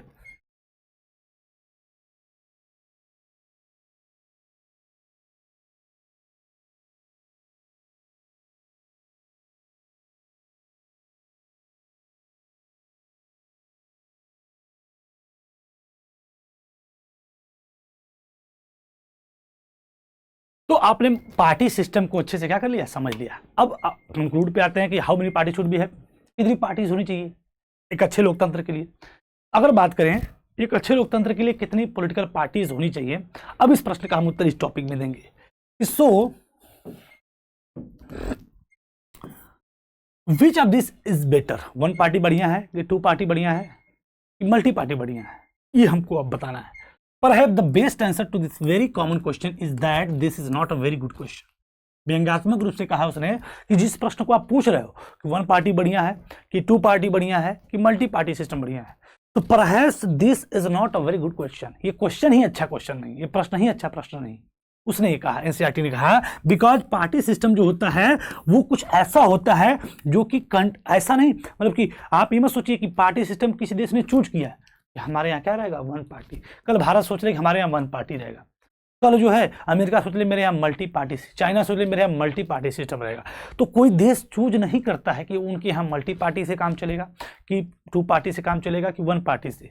ये जो बन गया सिस्टम वो इसका एक लॉन्ग ड्रिवन हिस्ट्री है, एक लॉन्ग प्रोसेस से बन गया है और सूट कर रहा है, वो चीज ही वहां पे हो ही सकती है, वन पार्टी से काम चल सकता है, तभी इसलिए चाइना में चल रहा है। भारत में वन पार्टी से काम चल ही नहीं सकता, क्योंकि यहाँ पे डाइवर्स पॉपुलेशन है, डाइवर्स ओपिनियन है, बहुत ही विविधता है भारत में, इसलिए बहुत विविध प्रकार के पार्टीज भी हैं, तो विभिन्न प्रकार के व्यूज हैं, इसलिए विभिन्न प्रकार की पार्टीज हैं, विभिन्न प्रकार की कम्युनिटीज है, विभिन्न प्रकार की पार्टीज है। तो अगर किसी देश में वन पार्टी है, टू पार्टी है, मल्टी पार्टी है, तो आप ये नहीं कह सकते कि उस देश ने चूज किया है हमारे यहाँ वन पार्टी रहेगी, हमारे यहाँ टू पार्टी रहेगी।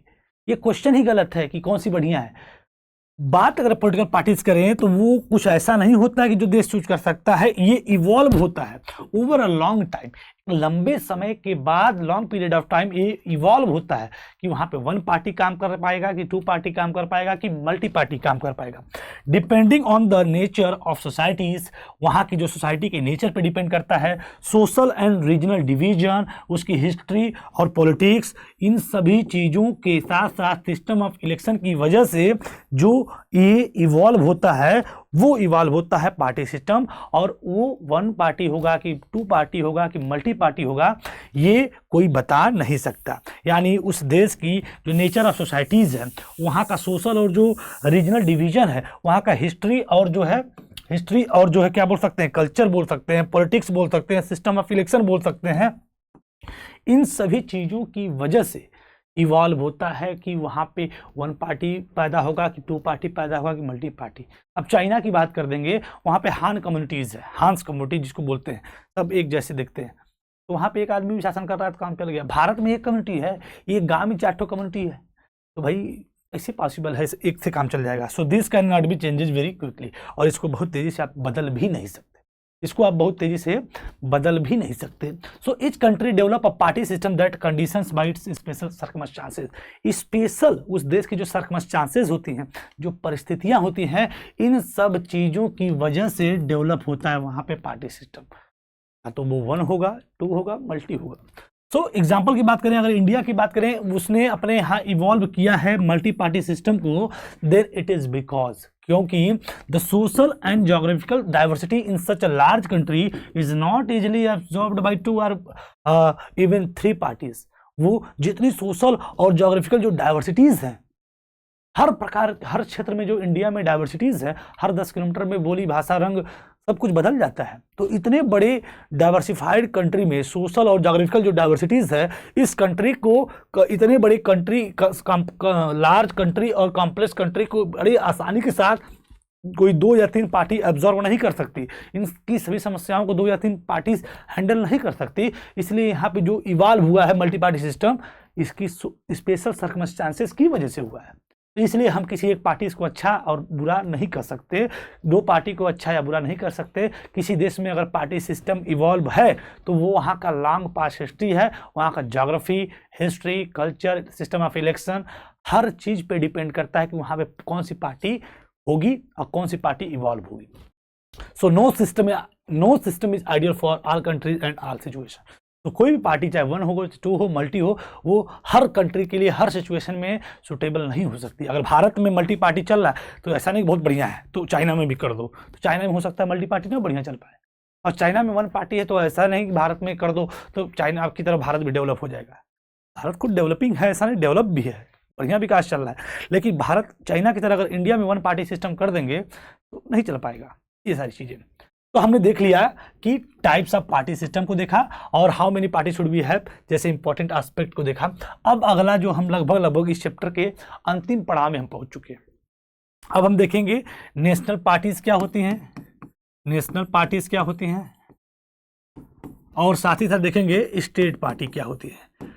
इसमें जो है बेसिकली आपको 2 चीजें ही पढ़नी रहती हैं कि इन दोनों के क्राइटेरिया आपको याद करना है, और इन दोनों के क्राइटेरिया के साथ साथ कुछ नेशनल पार्टीज़ के नाम याद रखिए, उनकी जो है पूरा कंप्लीट जो है समझ लीजिए कि उसके बारे में, फाउंडिंग ईयर, जो फाउंडर है उसकी आइडियोलॉजी, उसकी प्रेजेंस, उसने कितना वोट गेन किया, ये सारी चीज़ें आप याद कर लीजिए।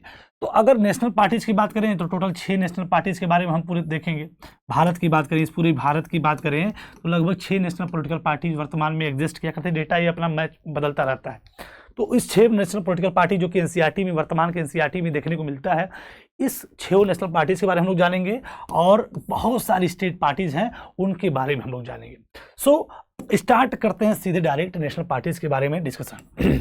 ये सभी 6 नेशनल पार्टीज हैं जिनके नाम आपको पते होंगे, और इस आम आदमी पार्टी है, आपका नेशनल पीपल पार्टी एनपीपी जिसको कहते हैं, जो कि एनसीपी से टूट के निकला हुआ है, Indian national Congress, Bharatiya Janata party, Bahujan Samaj party, और ये आपका सीपीआईएम। तो इस तरीके से हम लोग इन 6 नेशनल पॉलिटिकल पार्टीज के बारे में जानेंगे और देखेंगे, डिस्कस करेंगे। Democracies that follow a federal system of all over the world tend to have 2 kinds of political parties, parties that are present only one of the federal units and parties that are present in the several are units of the federation. हम जानते हैं तमाम 2 प्रकार की parties होते हैं, कुछ पार्टियां फेडरल यूनिट्स में ही बस प्रेजेंट होती हैं, और कुछ जो है पार्टीज पूरे सेवरल फेडरल यूनिट्स में, यानी पूरे देश में फैली होती है, पूरे देश में प्रेजेंट है नेशनल पार्टीज, कुछ स्टेट में प्रेजेंट, किसी फेडरल यूनिट में प्रेजेंट है, स्टेट पार्टी, रीजनल पार्टीज, ये सारी चीज़ें हम लोग कहलाते हैं। यानी जो पार्टीज जो है कंट्री वाइड जिसका प्रेजेंस होता है उसको नेशनल पार्टीज बोलते हैं, और जो पार्टीज जो है यूनिट्स में या वेरियस स्टेट्स में होते हैं उनको हम लोग स्टेट पार्टीज बोलते हैं। But by and large, all these units follow the same policies program and the studies that decided at the national level. National parties के बारे में बात कर रहा है कि जो नेशनल लेवल पे जो डिसीजन होता है तो उसके जितने भी यूनिट्स पूरे देश में फैले होते हैं वो सब उसी डिसीजन के थ्रू काम करते हैं, उसी डिसीजन को फॉलो करते हैं। खैर यहाँ पे स्टार्ट करते हैं नेशनल पार्टीज के बारे में कि एवरी पार्टी, पहली बात तो हर पार्टी को एक चीज़ जरूरी होनी चाहिए, चाहे वो नेशनल हो, चाहे स्टेट हो, चाहे रीजनल हो, कोई पार्टीज हो, तो पहली बात उसको पार्टी का दर्जा लेने के लिए उसको इलेक्शन कमीशन ऑफ इंडिया के पास रजिस्टर्ड होना पड़ेगा। यानी कि every party in the election has to, party in the country has to be registered in the election commission. हर पॉलिटिकल पार्टीज को इलेक्शन कमीशन, एक पॉलिटिकल पार्टी का दर्जा लेने के लिए पहली बात तो उसको इलेक्शन कमीशन में रजिस्टर्ड होना पड़ेगा, रजिस्टर्ड होना मस्ट है। While the commission treat all parties equally, it offers some special facility to the large and established party. जबकि ये बात कही जा रही है कि हर पॉलिटिकल पार्टीज के साथ जो इलेक्शन कमीशन होता है वो इक्वली ट्रीट करता है। क्या करता है? इक्वली ट्रीट करता है। और वहीं पर जो लार्ज और स्टेब्लिश पार्टी होती है, बड़ी पार्टीज होती है, पहले समय से लंबे समय से चल रही हैं, थोड़ा सा कुछ उनको स्पेशल फैसिलिटीज प्रोवाइड करता है इलेक्शन कमीशन। और ये पार्टीज को जो है यूनिक सिंबल भी दिया जाता है और only the official candidate of that party can use that election. मतलब जो लार्ज और देखिए, पहली बात तो इलेक्शन कमीशन के पास रजिस्टर्ड होना चाहिए सभी पॉलिटिकल पार्टीज को, अगर पॉलिटिकल पार्टीज बनना है तो। दूसरी चीज, पॉलिटिकल पार्टी हर पार्टीज के साथ इक्वल ट्रीटमेंट करती है। वहीं पर जो लार्ज और स्टेब्लिश पार्टीज होती है उनको थोड़ा स्पेशल फैसिलिटीज भी प्रोवाइड कराती है, उनको यूनिक सिंबल देती है और उस सिंबल को सिर्फ उसी पॉलिटिकल पार्टी के अथोराइज मेंबर ही यूज कर सकते हैं। और जो parties get this privileges and some other special facilities वो कहलाती हैं रिकॉग्नाइज बाय इलेक्शन कमीशन होती हैं, और यही पॉलिटिकल पार्टी कहलाती हैं रिकॉग्नाइज पॉलिटिकल पार्टीज। क्या कहलाती हैं? Recognise political party. National parties के बारे में अब हम लोग पढ़ना शुरू करेंगे कि इलेक्शन कमीशन ने लेट डाउन किया है details criteria of the proportion of voters and the seat that party must get in order to be a recognised. तो इसकी वजह से अब देखिए, हमने समझ लिया कि पॉलिटिकल पार्टी को पहली बात रजिस्टर्ड होना पड़ेगा। नेशनल पार्टी बनने के लिए नेशनल पार्टीज जो होती हैं थोड़ा लार्ज और बड़ी पार्टियां होती हैं, लंबे समय से होती है, तो इनको कुछ स्पेशल प्रिविलेजेस मिलते हैं और इसकी वजह से इनको यूनिक सिंबल भी मिलते हैं, सबको मिलते हैं सिंबल। और इन पॉलिटिकल पार्टीज की बात करें तो भाई जो लार्ज और एस्टेब्लिश पार्टीज हैं, यूनिक सिंबल मिलते हैं, इनको प्रिविलेज मिलते हैं। इन सभी पॉलिटिकल पार्टीज को इलेक्शन कमीशन के द्वारा रिकॉग्नाइज किया जाता है, इसलिए इनको रिकॉग्नाइज पॉलिटिकल पार्टी भी कहा जाता है। अब नेशनल पॉलिटिकल पार्टी, कैसे कोई एक political party national political parties बन सकती है और कैसे एक पॉलिटिकल पार्टीज इन क्राइटेरिया को फुलफिल करके स्टेट पॉलिटिकल पार्टीज बन सकती है। तो नेशनल पार्टीज बनने के लिए एक पॉलिटिकल पार्टीज को क्या जरूरी होता है कि a parties that secure at least 6% of the total vote in the Lok Sabha elections और असेंबली इलेक्शंस इन 4 स्टेट। अगर कोई पॉलिटिकल पार्टी लोकसभा के चुनाव में, लोकसभा के इलेक्शन में at least 6% of the total vote, 6% total vote गिन कर ले, या फिर स्टेट असेंबली इलेक्शन में 4 राज्यों की उसमें 6% वोट गिन कर ले, तब उस पॉलिटिकल पार्टीज को हम बोलते हैं नेशनल पॉलिटिकल पार्टीज। यानी कि अगर कोई पॉलिटिकल पार्टी लोकसभा के इलेक्शन में 6% वोट गेन कर ले, या फिर 4 राज्यों की जो ये विधानसभा वाले जो चुनाव होते हैं 4 राज्यों की, उन सब में 6% वोट गेन कर ले, तब हम उस पॉलिटिकल पार्टीज को रिकॉग्नाइज करते हैं as a national political parties. और साथ ही साथ कम से कम 4 सीट उसको जीत जानी चाहिए, यानी 4 MP उसके होने चाहिए इन द लोकसभा, तब उस पॉलिटिकल पार्टी को हम रिकॉग्नाइज कर सकते हैं as a national political parties. ये हो गया नेशनल पार्टीज के बारे में। तो हम ये समझ चुके कि जब नेशनल पार्टी किसी को बनना है तो 6% वोट लोकसभा में पाना है, या तो 4 राज्यों की जो स्टेट असेंबली इलेक्शन होता है उसमें 6% वोट सभी राज्यों में पा जाना है, और साथ साथ 4 सीटें उसको लोकसभा में जीतनी पड़ेगी, तब जाके किसी पॉलिटिकल पार्टीज को हम कंसीडर कर सकते हैं as a national political party. अब इन सभी क्राइटेरिया को फुलफिल इस समय total there are 6 recognised national parties in the country, जो कि जो है इलेक्शन कमीशन के नोटिफिकेशन के थ्रू जो है इंडिया में 2023 के डेटा के अनुसार ये पब्लिश रिपोर्ट है कि 6 नेशनल पॉलिटिकल पार्टीज हैं। कौन कौन सी हैं? आम आदमी party, BSP, BJP, CPIM, Indian national Congress और नेशनल पीपल पार्टीज। ये टोटल 6 नेशनल पॉलिटिकल पार्टीज हैं और हमें इन्हीं 6 के बारे में पढ़ना है। अब पढ़ना क्या है बेसिकली, देखिए पूरी पॉइंट्स नहीं आपको याद कर रहे हैं। फाउंडिंग ईयर याद करना है, प्रमुख नेता याद करना है, आइडियोलॉजी याद करना है, प्रेजेंस याद करना है, कितना सीट पाई, लगभग वोट कितना पाई, ये सभी डेटा थोड़े मोड़े आपको केवल दिमाग में रखने हैं। जैसे आम आदमी पार्टी की बात करें, चुनाव चिन्ह आपका जो है पता होगा, झाड़ू होगा। ये 26 नवंबर 2012 में बनती है, और जो एंटी करप्शन मूवमेंट 2011 में बाई द अन्ना हजारे शुरू होता है, उसी में ये पार्टी का उदय होता है 2011 में। और एंटी करप्शन मूवमेंट जो भ्रष्टाचार के खिलाफ मूवमेंट चला था, उसी में थ्रू में 26 नवंबर 2012 में ये पार्टीज बनती हैं। ये पार्टीज जो है किस आइडिया बनती है? अकाउंटेबिलिटी के आधार पे, क्लीन एडमिनिस्ट्रेशन के फिलॉसफी को फॉलो करती है, ट्रांसपेरेंसी पारदर्शिता की बात करती है, गुड गवर्नेंस की बात करती है। बात करें कि in the year after its formation, जो आप है यानी आम आदमी पार्टीज है, as the second largest party the Delhi legislative assembly election, Delhi legislative assembly में सेकेंड लार्जेस्ट पार्टी के रूप में उभर के सामने आती है। और ये जो है पार्टी जो है बनने, मतलब सरकार बनाने के लिए इंडियन नेशनल कांग्रेस का भी सपोर्ट लेती है। और साथ ही साथ इस पार्टी की बात करें तो third front in the politics in Gujarat after the 2022 Gujarat legislative assembly, तो गुजरात इलेक्शन में इसकी शानदार प्रदर्शन रहती है। प्रेजेंट की बात करें तो आप जो है गवर्नमेंट जो है पंजाब और दिल्ली में भी इसकी, वर्तमान में तो दिल्ली में नहीं है, लेकिन डेटा जब का था तब उस वक्त जो है दिल्ली में था। दिल्ली और पंजाब में, फिलहाल सिर्फ पंजाब में है। लोकसभा इलेक्शन की बात करें 2019 की, तो इसने जो है लगभग 1 सीटें जो है लोकसभा इलेक्शन में सिक्योर की थी। बीएसपी की बात करें, जिसको आप बोलते हैं बहुजन समाज पार्टी, ये 1984 में बनी थी under the leadership of Kashiram.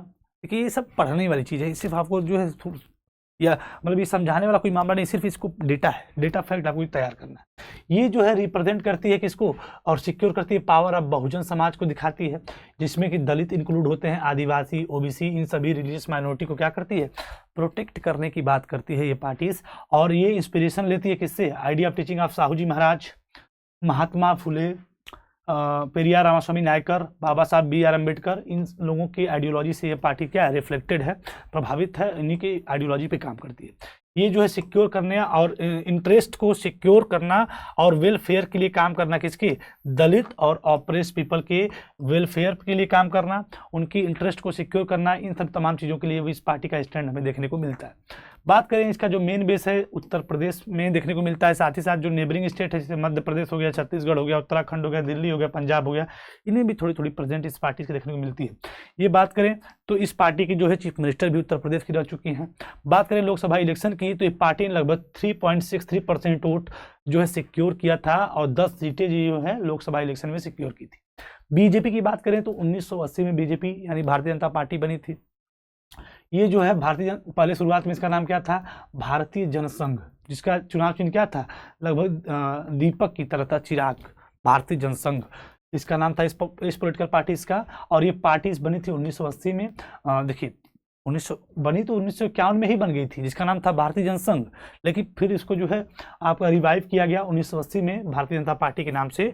और इसके जो है प्रमुख जो लीडर थे श्यामा प्रसाद मुखर्जी, जिनके नेतृत्व में इस पॉलिटिकल पार्टीज का क्या होता है, गठन होता है।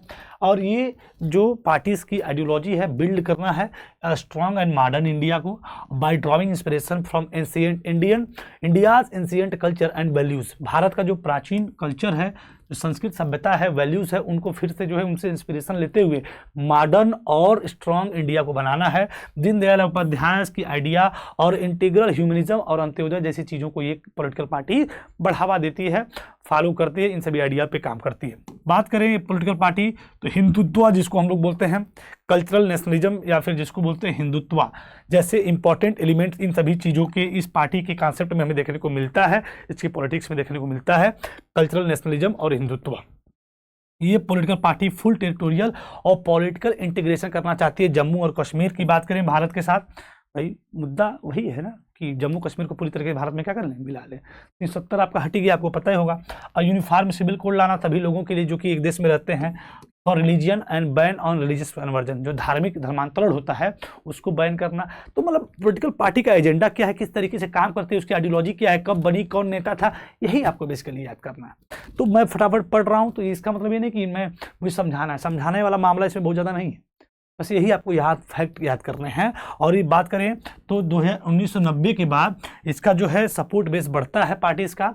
और नॉर्थ और वेस्ट की बात करें, अर्बन एरिया की बात करें तो इसका support south east, north east में भी जो रूरल एरिया में इसका बढ़ता है। बात करें 1998 में come to power in 1998 the leader of national democratic alliance NDA including several regional parties के साथ मिलकर ये पावर में आती है पार्टी। और साथ ही साथ emerge at the largest party with 303 members in the 2019 यानी 2019 के लोकसभा इलेक्शंस में ये भारत की सबसे लार्जेस्ट पार्टी के रूप में 303 सीट के साथ एक भारत की सबसे बड़ी और लार्जेस्ट पार्टी के रूप में उभर के सामने आती है। और इसमें जो है जो वर्तमान समय की देखा जाए तो लगभग करंटली जो रूलिंग एनडीए गवर्नमेंट है वो केंद्र में है, इन्हीं के प्रधानमंत्री भी हैं आज वर्तमान में हमें देखने को मिल जाते हैं। तो ये कुछ भारतीय जनता पार्टी के बारे में डेटा फैक्ट है। कम्युनिस्ट पार्टी एम की बात करें, मार्क्सिस्ट, एम मतलब मार्क्सिस्ट, तो कम्युनिस्ट पार्टी एम की बात करें तो ये 1964 में बना होता है। ये मार्क्सिज्म और लेनिनिज्म में विश्वास करता है, socialism, secularism, democracy and oppose करता है इंपीरियलिज्म एंड कम्युनिज्म को। ये सारी चीज़ें इसकी आइडियोलॉजी हैं। बात करें अगर इसके डेमोक्रेटिक इलेक्शन की तो बड़ा ही यूजफुल और helpful means of securing the objective of socio economic and justice in India, इन सब चीज़ों की बात करता है। इसका स्ट्रॉन्ग सपोर्ट हमें वेस्ट बंगाल में, केरला में, त्रिपुरा में, इन सब जगहों पर देखने को मिलता है। ये क्या करते हैं, specially among the poor, factory worker, farmer, agriculture labourer and the intelligentsia, इन सभी चीज़ों, इन सभी वर्गों का सपोर्ट इस पार्टी को शानदार देखने को मिलता है। बात करें critical of the new economic policies that allow free flow of foreign capital, देखिए काम कैसे करती है पॉलिटिकल पार्टी, वो सारी चीज़ें इसमें लिखी है। बात करें कि लगभग बिना किसी गैप के लगभग ये पॉलिटिकल पार्टी बंगाल में लगभग 34 साल तक क्या की पावर में रही, और 2019 के इलेक्शन की बात करें तो लगभग 1.75% वोट पाई और 3 सीटें इस पार्टी ने क्या किया, सिक्योर किया। इंडियन नेशनल कांग्रेस की बात करें तो इस पार्टी को लोग जो है popularly known as the Congress party के रूप में भी जानते हैं। हम लोग क्यों पढ़ रहे हैं, समझ रहे हैं। One of the oldest party of the world, 1885 में इस पॉलिटिकल पार्टी का बना था और एओ ह्यूम की अध्यक्षता में बना हुआ था ये पार्टी। और बात करें तो वर्ल्ड की सबसे लार्जेस्ट पार्टी के रूप में इस पार्टी को जाना जाता है। कब बनी थी? 1885 में, जो इसमें बहुत सारे स्प्लिट भी हमें आज वर्तमान समय में देखने को मिलते हैं। ये एक डोमिनेंट रोल को प्ले करती है इन इंडियन पॉलिटिक्स में at the national and state level for several decades after India independent. Bharat की आज़ादी के बाद से लेके लंबे समय तक, कई दशकों तक इस पार्टी ने डोमिनेंट रोल अदा किया, चाहे वो स्टेट का मामला हो और चाहे वो सेंट्रल का मामला। बात करें under the leadership of Nehru, Jawaharlal Nehru, the party sought to build a modern secular democratic republic in India. यानी आइडियोलॉजी, किस आइडियोलॉजी पे कि बिल्ड करना मॉडर्न सेकुलर डेमोक्रेटिक रिपब्लिक बनाना भारत को, ये under the leadership of Nehru में हमें देखने को मिलता है, नेहरू जी में देखने को मिलता है। Ruling party at the centre 1977 and then from 1980s 1989, after 1989 its support decline. 89 के बाद से इसका सपोर्ट क्या होता है, डिक्लाइन होना शुरू हो जाता है, लेकिन फिर भी जो है प्रेजेंट में इनका हमें प्रेजेंस देखने को मिल जाता है।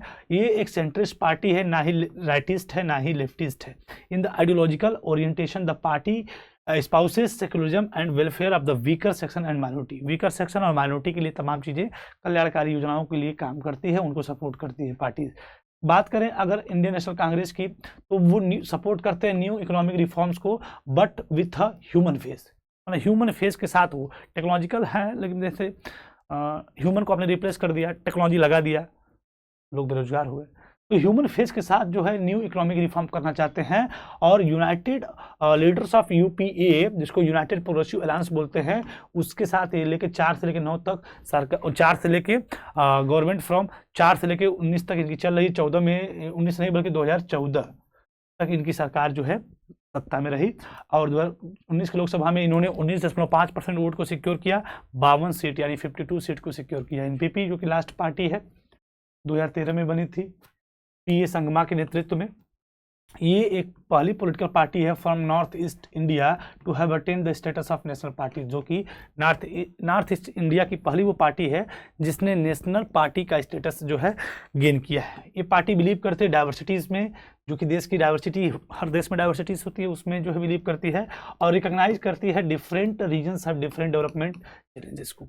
इसकी जो कोर फिलॉसफी की बात करें, इस पार्टी की जो कोर, देखिए हम केवल पढ़ रहे हैं, समझना आपको है। और दूसरी चीज़ें क्या है कि लगभग हम वही founding year, founder, ideology, presence, vote, कितने सीट पाई, कितना परसेंटेज पाए, बस यही आपको याद रखना, इस तरीके से आपको चलना है।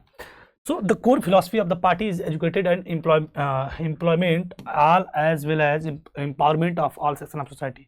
समाज के सभी वर्गों के एम्पावरमेंट के लिए पार्टी डेडिकेटेड अपना डेडिकेशन दिखाती है। It formed government in Meghalaya has presence in many north eastern state. इसका प्रेजेंस मेघालय में देखने को मिलता है और इस समय तमाम नॉर्थ ईस्टर्न स्टेट में भी देखने को मिलता है। लोकसभा इलेक्शन की बात करें 2019 में, तो जो एनपीपी ने लगभग 1 सीट सिक्योर किया लोकसभा वाले चुनाव में। तो इस तरीके से हमने देख लिया कंप्लीट नेशनल पॉलिटिकल पार्टीज़ और 6 नेशनल पॉलिटिकल पार्टीज़ के बारे में, उनके लीडर्स के बारे में, फाउंडिंग ईयर्स के बारे में, फाउंडर्स के बारे में, आइडियोलॉजी के बारे में, और साथ ही साथ कितनी सीट वो सिक्योर करती हैं इसके बारे में। तो इसी बेस पे जो है कंप्लीट आप जो है नेशनल पॉलिटिकल पार्टीज़ को आप तैयार करेंगे। स्टेट पार्टी की बात करें, ये भारत है और ये आप स्टेट पार्टी को देख सकते हैं, ज़बरदस्त स्टेट पार्टीज़ भरी पड़ी हैं हर जगह पे, जिसमें 2-4-10 के नाम आप याद रखिएगा, हर हाल में काम देता है। बात करें स्टेट पार्टीज़ की, तो किसी एक पॉलिटिकल पार्टी को स्टेट पार्टी कैसे कह सकते हैं, जैसे हमने उसकी प्रॉपर्टी को पढ़ा था कि इन सभी 7 नहीं बल्कि 6 जो है पार्टीज़ को हमने पढ़ा most of the major parties of the country are classified by the election commission as a state parties. इन जो 6 नेशनल पार्टीज के बारे में हमने पढ़ा, इन सब के अलावा जितनी पार्टीज हैं उन सभी पार्टीज को हम लोग कंसीडर इलेक्शन कमीशन के द्वारा स्टेट पार्टी के रूप में कंसीडर किया जाता है। ये बात करें तो इनको रीजनल पार्टीज भी कहा जाता है। तो आप रीजनल पार्टी बोला जाए या स्टेट पार्टी बोला जाए, कोई डाउट नहीं आना चाहिए। Yet these parties need not be regional in their ideology or outlook. The national parties are compelled to form alliance with the state parties. This made the Parliament of India politically more and more diverse. देखिए, भले ही इनको regional कहा जाता है लेकिन ideology और outlook में regional नहीं है। ये बड़े ही इंपॉर्टेंट फैक्टर के रूप में काम करते हैं गवर्नमेंट बनाने में, क्योंकि जब गवर्नमेंट बनती है तो इन्हीं लोगों के अलायंस के साथ, इन लोगों के सहयोग से ही बन पाती है। क्योंकि आपने फेडरलिज्म में पढ़ा था तो बिफोर 1990 और आफ्टर 1990 दोनों कंडीशन को पढ़ा कि आफ्टर 1990 अब केंद्र में किसी को सरकार बनाने के लिए क्षेत्रीय सरकारों का सहयोग चाहिए। इसे क्षेत्रीय सरकारों ने अहम रोल अदा किया सरकार बनाने के लिए। इसलिए जो हमारा पार्लियामेंट है उसको इस स्टेट पार्टी वाले जो सिस्टम है उसने खूब मोर एंड मोर डाइवर्स बनाया, और this has contributed to the strengthening of federalism and democracy in our country. मतलब इसने स्टेट पार्टी की वजह से हमारा जो डेमोक्रेसी में जो फेडरलिज्म है और स्ट्रेंथन हुआ है और मजबूत हुआ है, और खूब शानदार तरीके से हमारे यहाँ व्यवस्था और भी ज़्यादा घटकों तक जो है शेयर हो रही है। अब बात करें अगर आपकी स्टेट पार्टी की बात करें तो क्या क्राइटेरिया कोई अगर पार्टी फुलफिल कर दे तो उसको हम स्टेट पार्टीज बोल सकते हैं। The election commission had laid down detail criteria of the proportion of the votes and seat that a party must get in order to be recognised parties. मतलब एक parties को जो है स्टेट पार्टी रिकॉग्नाइज होने के लिए कहीं ना कहीं उसको किस क्राइटेरिया को फुलफिल करना पड़ेगा, तो वो क्राइटेरिया है कि अगर कोई पार्टी सिक्योर कर लेती है at least 6% of the total votes in the election to the legislative assembly of the state. किसी स्टेट के असेंबली इलेक्शन में अगर कोई पॉलिटिकल पार्टी टोटल वोट का 6% अगर सिक्योर कर ले, साथ ही साथ एटलीस्ट 2 सीट्स विन कर ले, यानी and win at least 2 seats is recognised as a state party, और कम से कम 2 सीटें अगर वो जीत ले political parties, then we call it as it is a state party. अगर कोई political party state election commission में, यानी जो राज्य विधानसभा चुनाव है उसमें अगर वो 6% वोट को सिक्योर कर ले और सारी साथ 2 सीटें यानी 2 MLA उसके बन जाएं, देन वो पार्टी कहलाती है स्टेट पॉलिटिकल पार्टीज। तो स्टेट पॉलिटिकल पार्टीज के बारे में आपने देख लिया। साथ ही साथ आपने शुरुआत में नेशनल पॉलिटिकल पार्टीज और स्टेट पॉलिटिकल पार्टीज को अपने डिटेल में क्या कर लिया, पढ़ लिया। इस नेशनल पॉलिटिकल पार्टी को किसे कहते हैं, क्या क्राइटेरिया फुल करने पे कोई पॉलिटिकल पार्टी नेशनल पार्टीज कहलाती है, क्या क्राइटेरिया फुल करने पे कोई political party state political parties कहलाती है।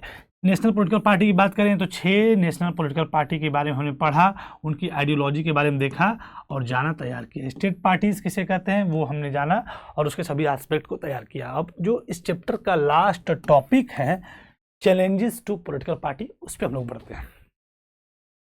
आई होप अब तक आप बने हैं और आप समझ पा रहे हैं कि एक एक टॉपिक को हम लोग सीक्वेंस फॉर्म में ही डिस्कस कर रहे हैं। बात करें चैलेंज की कि एक पॉलिटिकल पार्टी के लिए क्या चैलेंज होते हैं, क्या चुनौतियां होती हैं, तो हम इस टॉपिक पे अब डिस्कशन करने वाले हैं। बात करें कि पार्टी जो होती है most visible face of democracy होते हैं, भाई मोस्ट विजिबल इंस्टीट्यूशन भी होते हैं। तो इसकी वजह से ये स्वाभाविक है कि पीपल जो है ब्लेम करते हैं पार्टीज को whatever is wrong with the working of democracy. एक डेमोक्रेसी में जो कुछ भी गलत होता है इसकी वजह से लोग ब्लेम करते हैं पॉलिटिकल पार्टीज को। हम जानते हैं पॉलिटिकल पार्टीज क्या है, मोस्ट विजिबल इंस्टीट्यूशन है इन अ डेमोक्रेसी। एक लोकतंत्र में सबसे ज़्यादा देखी जाने वाली अगर कोई संस्था है तो वो है एक पॉलिटिकल पार्टीज। इसलिए अगर कुछ भी गलत होता है सरकार में तो लोग उसका जिम्मेदार एक पॉलिटिकल पार्टी को ही मानते हैं। All over the world, people express strong dissatisfaction with the failures of political parties to perform their functions well. उनके काम को अच्छे से न करने की वजह से पूरे ऑल ओवर द वर्ल्ड की बात करें तो लोगों के अंदर डिससेटिस्फैक्शन देखने को मिलता है। Popular dissatisfaction and criticism has focused on 4 problem area in the working of the political party. Dissatisfaction के 4 प्रमुख कारण हैं जिसको हम अभी देखने वाले हैं। पॉलिटिकल पार्टीज जो है need to face and overcome this challenges in order to remain effective instrument of the democracy.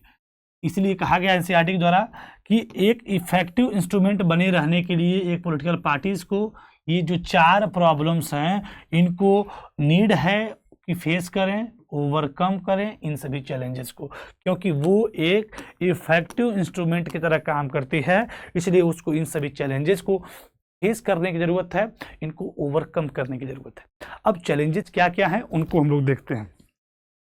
अगर बात करें एक पॉलिटिकल पार्टी में क्या क्या चैलेंजेस होते हैं, क्या क्या चुनौतीज होती हैं, तो सबसे पहला चैलेंज एक पॉलिटिकल पार्टी के लिए क्या होता है? Lack of internal democracy within the parties.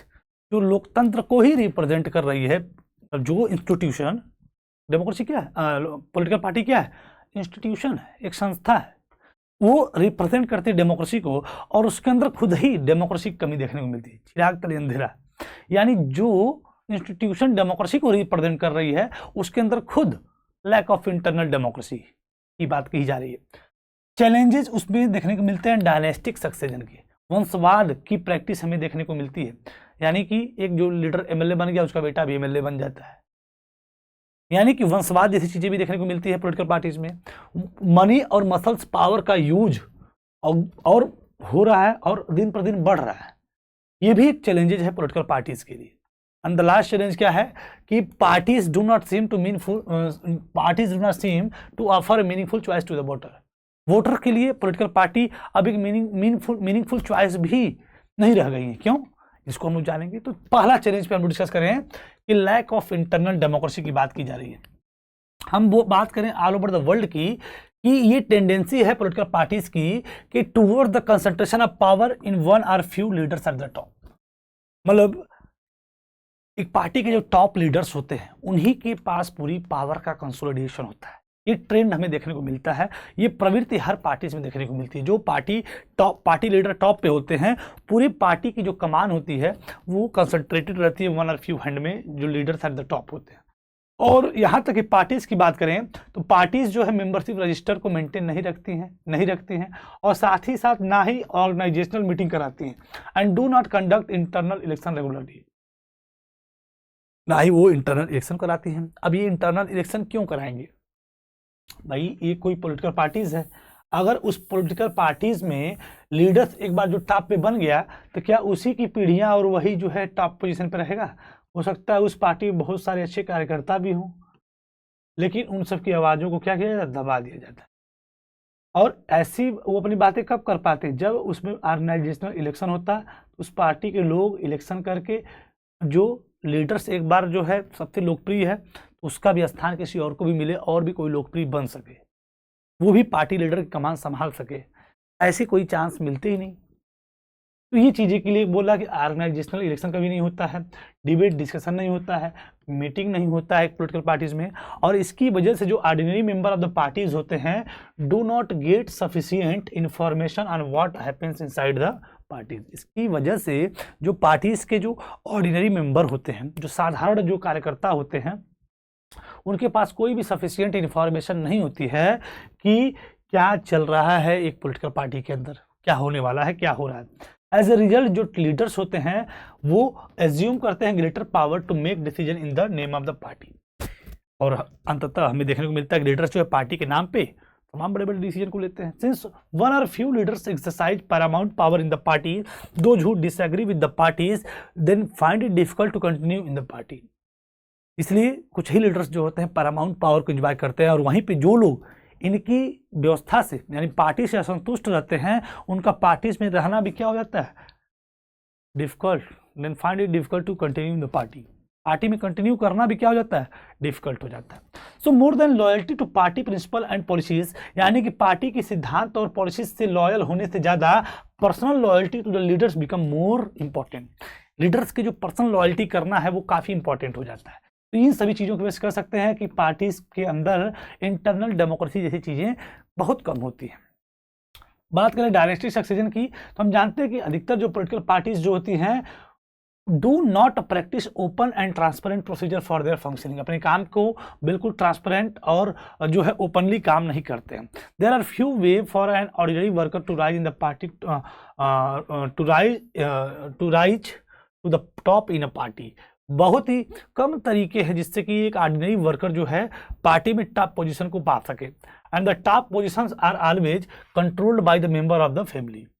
हम जानते हैं कि जो टॉप पोजीशन होती है वो हमेशा जो एक वो जो टॉप पोजीशंस होती हैं वो हमेशा कंट्रोल होती हैं इसके द्वारा, bye the member of one family, यानी एक ही परिवार के द्वारा। अगर कोई परिवार ने पार्टी को एस्टेब्लिश कर दिया तो उसी परिवार के द्वारा ही टॉप पोजीशन हमेशा कंट्रोल की जाती है, और ये कहीं ना कहीं अदर जो मेंबर होते हैं उस पार्टी में उनके लिए अनफेयर होता है। क्या होता है? अनफेयर होता है। सो ये हमारे लोकतंत्र के लिए भी गड़बड़ है। So since people do not have adequate experience और popular support come to occupy the position of the power, इसलिए जो लोगों के पास एडेक्वेट एक्सपीरियंस नहीं है, पॉपुलर सपोर्ट नहीं है, फिर भी वो पोजीशन जो है टॉप लीडर के रूप में काम करते हैं पार्टीज में। अगला जो है चैलेंज कि the growing role of money and muscles power. हर पॉलिटिकल पार्टीज में हमें मनी और मसल्स यानी धन और बाहुबल का यूज हमें देखने को खूब मिलता है, क्योंकि हम जानते हैं जो तीसरा चैलेंज है about growing role of money muscles power की बात करें कि ये पॉलिटिकल पार्टी में स्पेशली जो है ड्यूरिंग इलेक्शन हमें देखने को मिल ही जाता है, क्योंकि जो पार्टीज होती हैं फोकस करते हैं only on winning election, they tend to use shortcut to win election, इसलिए वो मैल प्रैक्टिसेस को भी कम करते हैं, तमाम शॉर्टकट्स को भी अपनाते हैं जिससे कि वो कम से कम जीत जाए, और जीतने के लिए वो हर वो हथकंडा अपनाते हैं। तो they tend to nominate those candidate who have और can raise lots of money, इसलिए वो उन्हीं कैंडिडेट को नॉमिनेट करते हैं जिनके पास लॉट्स ऑफ मनी होता है, बहुत सारा पैसा होता है। So rich people and companies जो है इन पार्टीज को जो फंड यानी फंड देती है इन पार्टीज को, tend to have influence on the policies and decision of the parties. वो देखिए तमाम बड़ी बड़ी कंपनियां, बड़े बड़े जो रिच लोग हैं वो पार्टीज को जो है पार्टी फंड के रूप में बहुत सारा पैसा देते हैं, और जब वो पैसा देंगे तो फ्री में तो देंगे नहीं, जब वो पार्टी सरकार में आती है तो उन पार्टी के द्वारा जो डिसीजन होते हैं वो कहीं ना कहीं उन रिच लोगों के द्वारा, उन कंपनियों के द्वारा रिफ्लेक्टेड होते हैं, वो डिसीजन कहीं कहीं उनके थ्रू ही हो जाता है। ये भी हम कर सकते हैं क्योंकि वो डिसीजन उनसे प्रभावित होगा, क्योंकि भाई जब वो फंड किए हैं तो वो भी तो कुछ इस्तेमाल करेंगे पार्टीज का। तो वही चीज़ कर रहा है कि जो रिच पीपल और जो कंपनीज होती हैं जो उन्होंने पार्टीज को फंड दिया हुआ है वो कहीं कहीं इन्फ्लुएंस करते हैं, प्रभावित करते हैं डिसीजन ऑफ द पार्टी को। Some cases party support criminal who can win election, और कभी कभी तो ये भी देखने को मिलता है कि पार्टीज जो है क्रिमिनल को भी सपोर्ट कर देती हैं, क्योंकि क्रिमिनल लगता है कि हाँ ये क्रिमिनल है तो ये पार्टी ये इलेक्शन जीत जाएगा, पार्टी उसको भी सपोर्ट कर देती है, उसको भी नॉमिनेट कर देती है। डेमोक्रेट्स की बात करें ऑल ओवर द वर्ल्ड की, तो worried about the increasing role of rich and people and big companies in the democratic policy. जो ऑल ओवर द वर्ल्ड की बात करें, जो डेमोक्रेट्स लोग हैं वो इस बात से चिंतित हैं, किस बात से, जिस तरीके से increasing role of rich people और बिग कंपनी का रोल जिस तरीके से पार्टीज में डेमोक्रेटिक पॉलिटिक्स में बढ़ रहा है, उस बात से लोग चिंतित हैं। लास्ट पॉइंट की बात करें कि पार्टीज जो है एक जो है प्रतीत नहीं होती है, किस तरीके से, अ मीनिंगफुल चॉइस की तरह, मतलब हमारा पसंदीदा पार्टीज हम चुन ही नहीं पा रहे हैं, हम पसंदीदा अपना जो है लीडर्स को सिलेक्ट ही नहीं कर पा रहे हैं, यानी कि in order to offer meaningful choice parties must be significantly different. देखिए पार्टीज जब अलग अलग रहेंगी, मतलब एक पार्टी ये है, एक पार्टी ए है, एक पार्टी बी है, एक पार्टी सी है, तीनों के अंदर क्या है, आइडियोलॉजिकल डिफरेंसेस हैं, काम करने का तरीका अलग है, तीनों जो है एक अच्छी है, एक बुरी है, एक थोड़ी सी बुरी है, एक थोड़ी सी अच्छी है, ऐसा कुछ होता है डिफरेंसेस। तो हम जो है जिसको अच्छा लगता है उसको हम क्या कर लेते हैं, अच्छी वाले चूज कर लेते हैं। यहाँ पे तो सब अच्छी हैं, और जब सारी पार्टियाँ अच्छी हैं तो हम किसको रिजेक्ट करेंगे, तो वही बात है, और सारी बुरी हैं, सारी अच्छी हैं, सारी बुरी हैं, तो हमारे पास कोई मीनिंगफुल चॉइस नहीं रह गया है कि हम अपने पार्टीज में अपने लिए जो है पार्टीज को, सही पार्टी को चूज कर पाएँ, इलेक्ट कर पाएँ सही लीडर्स को, क्योंकि सब वही है, सब या तो अच्छे हैं, सब या तो बुरे हैं। In recent year, there has been a decline in the ideological differences among the political party in the most parts of the world. आने वाले समय की बात की, जब most part of the world की बात करें तो सभी पार्टियों के बीच में जो आइडियोलॉजिकल डिफरेंसेस थे, सब कह रहे हैं मैं विकास करूंगा, सब कह रहे हैं कि मैं आकाश करूंगा, सब कह रहे हैं मैं महेश करूंगा, सब कह रहे हैं कि मैं सब कुछ कर दूंगा, मतलब कि आकाश पाताल विकास, सब हर पार्टी इस बात को कह रही है कि मैं विकास करूंगा। कोई नहीं कह रहा कि मैं विकास नहीं करूंगा, मैं आऊँगा तो पैसा केवल कमाऊंगा। हर पार्टी रोजगार की बात कर रही है, हर पार्टी जो है विकास, शिक्षा, स्वास्थ्य, हर मुद्दे पे बात कर रही है, तो हमें समझ में नहीं आ रहा है कि कौन करेगा। तो वही बात उसी परिदृश्य में कह रहा है कि लगभग आइडियोलॉजिकल डिफरेंसेस में कहीं ना कहीं मोस्ट ऑफ द वर्ल्ड में हर पार्टी के बीच में आइडियोलॉजिकल डिफरेंसेस का डिक्लाइन हुआ है, क्योंकि जो difference between the labour party और कंजर्वेटिव पार्टी की जो ब्रिटेन में दो पार्टियां हैं वो भी बहुत थोड़ा रह गया है। तो दो पार्टी है, कभी वो जीत रही कभी वो जीत रही, लेकिन दोनों के बीच में आइडियोलॉजिकल डिफरेंसेस बहुत कम रह गए। They agree for more fundamental aspect about but differ only and in detail how policies are be framed and implemented. In our country too, the difference among all of the major parties and the economic policies have reduced. Her party, अपने देश की बात करें तो इनकी जो हर parties जो economic policies हैं, जो मेजर पार्टीज़ की जितनी भी मेजर पार्टीज़ हैं उनकी जो इकोनॉमिक पॉलिसीज़ हैं, रोजगार को लेके, आर्थिक व्यवस्था को लेके, सबकी पार्टीज़ की आइडियोलॉजिकल सब एक जैसी हैं। अब हमें समझ में नहीं आ रहा कि हम किसको सिलेक्ट करें। So those who want really different policies have no option available to them. तो जो व्यक्ति इन सब के अलावा कोई और चाहता है ऑप्शन, उसके पास कोई ऑप्शन ही नहीं है, इन्हीं में से कोई चूज करना पड़ेगा।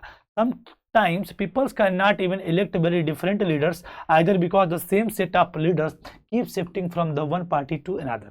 और कभी कभी तो कुछ पीपल जो है इवन इलेक्ट भी नहीं कर सकते डिफरेंट लीडर्स को, क्योंकि हमने उसको लीडर को उस पार्टी के थ्रू के पार्टी मतलब वो लीडर को हमने इलेक्ट किया, वो पार्टी अगर मैंने एक व्यक्ति ए को हमने सेलेक्ट किया और वो पार्टी एम का था और एक पार्टी एन है, हमने जो है इस लीडर को सिलेक्ट कर लिया, ये लीडर्स बहुत अच्छा है, पार्टी बहुत अच्छी है।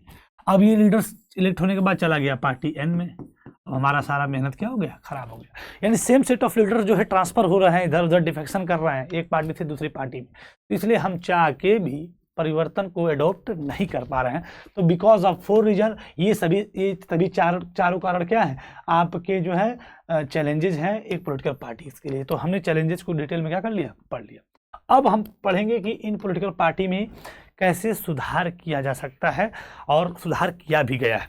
जैसे in order to face this challenges political parties need to be reformed. इन सभी चैलेंजेस की बात करें तो अब पॉलिटिकल पार्टी को बात करें तो इन सभी चैलेंजेस को ओवरकम करने की जरूरत है। जैसे पहली बात तो जब हम सुधार की बात करते हैं तो सबसे प्रमुख प्रश्न है कि क्या political parties willing to reform, वो खुद रिफॉर्म करना चाहती हैं। If they are willing then what was prevented them for the reforming so far. अगर उनके अंदर इच्छा है रिफॉर्म करने की तो आखिर क्या उनसी ऐसी क्या चीज़ है जो उनको रिफॉर्म करने से रोक रही है। If they are not willing, अगर वो इच्छुक नहीं है सुधार करने के लिए, then is it possible to force them to reform.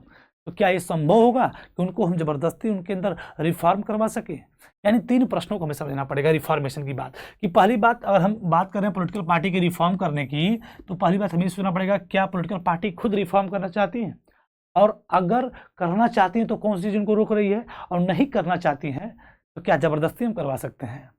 इस तरीके से 3 प्रश्न। अब इसके बाद जवाब देते हैं कि citizen all over the world की बात करें वो सभी इस प्रश्न को जो है फेस करते हैं।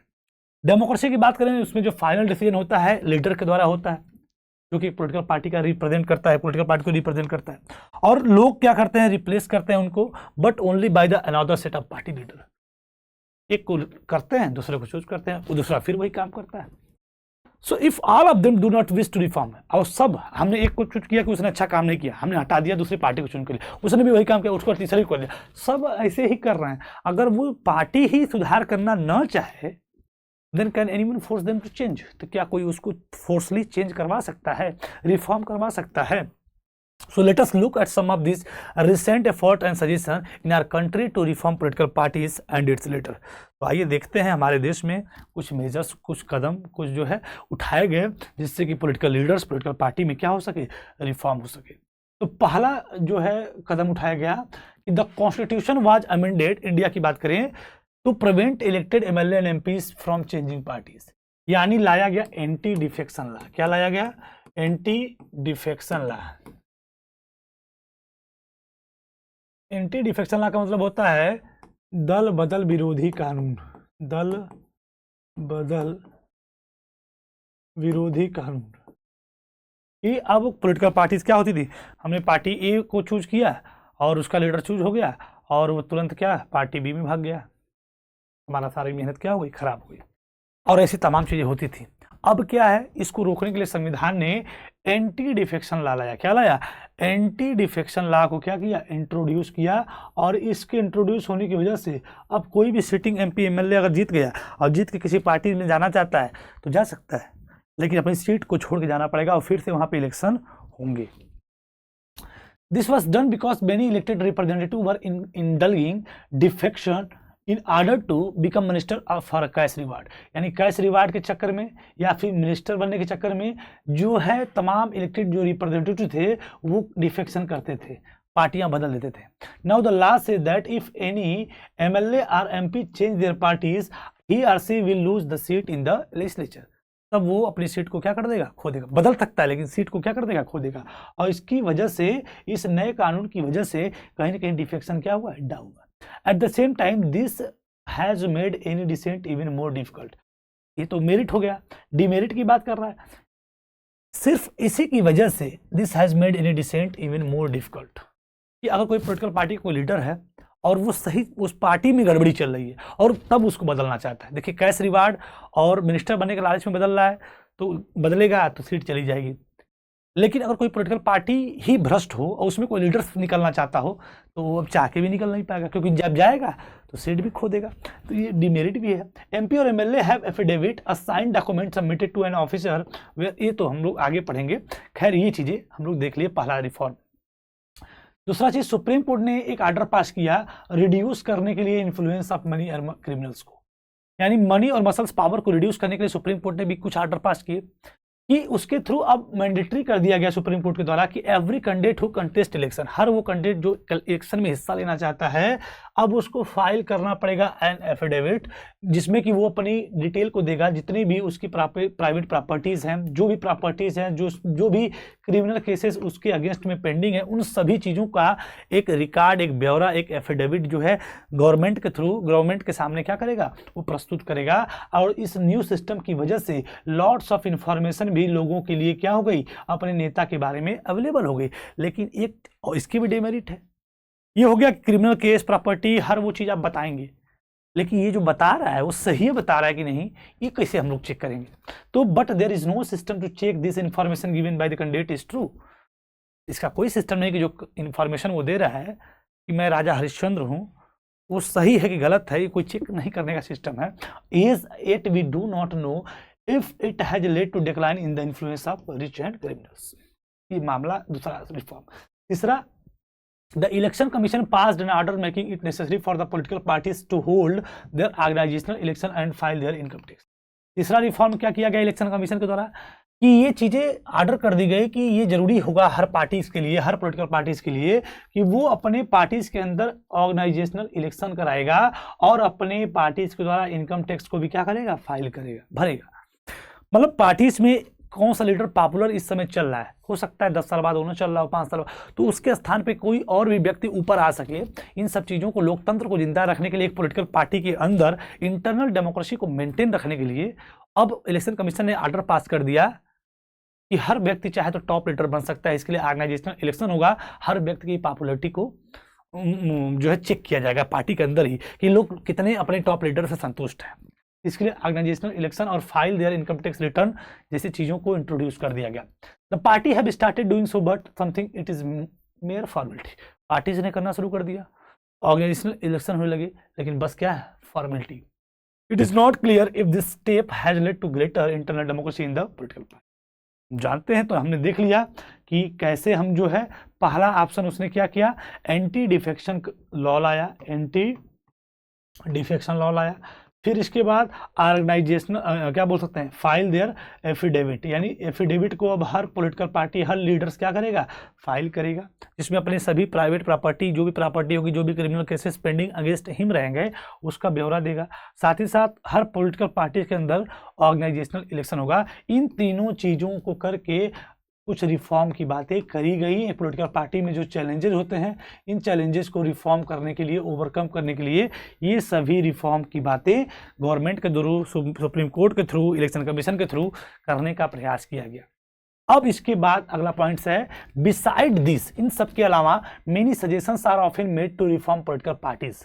इन सभी रिफॉर्म के अलावा, रिफॉर्म में देखिए मेरिट भी थी, डिमेरिट भी थी, लेकिन इन सभी रिफॉर्म के अलावा कुछ सजेशन भी दिए गए जो कि एक पॉलिटिकल पार्टी को सुधार सकते हैं। पहला चीज कि a law should be made to regulate the internal affair of the political party, कि एक कानून पॉलिटिकल पार्टी की इंटरनल अफेयर को कंट्रोल करने के लिए बनना चाहिए और इसमें कंपलसरी कर देना चाहिए पॉलिटिकल पार्टी के लिए कि वो अपना रजिस्टर, अपने सभी मेंबर का जो रजिस्टर, मेंबरशिप का रजिस्टर मेंटेन करे, और साथ ही साथ हर पॉलिटिकल पार्टी अपने खुद के एक संविधान को फॉलो करे, जिसमें कि to have a independent authority हो, जो एक्ट करे एक जज की तरह in case of any party dispute to hold open election the highest post. और साथ ही साथ इन सभी चीज़ों के लिए मतलब कि एक पॉलिटिकल पार्टी गवर्नमेंट की तरह काम करे, उसका खुद का संविधान हो, उसी संविधान से सभी लोग चले। इसके बाद उस पॉलिटिकल पार्टी में इंडिपेंडेंट अथॉरिटी हो जो जज की तरह काम करे, कोई भी पार्टी में अगर डिस्प्यूट हो रहा है तो उस पर फैसला सुनाए। और इसके बाद इलेक्शंस होल्ड हो, किसके लिए, हाईएस्ट पोस्ट के लिए कौन टॉप पार्टी लीडर बनेगा उसके लिए इलेक्शन भी हो। ये सजेशन पहला दिया गया। दूसरा सजेशन क्या है कि it should be made mandatory for political parties to give a minimum ticket for about 1/3 to women candidate. Similarly there should be a quota for women in the decision making body for the parties. Parties की बात करें कि एक parties में local government की तरफ 1/3 सीटें महिलाओं के लिए क्या कर दी जाए, रिजर्व कर दी जाए। दूसरा सजेशन दिया गया। तीसरा कि there should be state funding of election. Money और मसल्स पावर को रोकने के लिए जो है हर पार्टी का स्टेट फंडिंग होना चाहिए।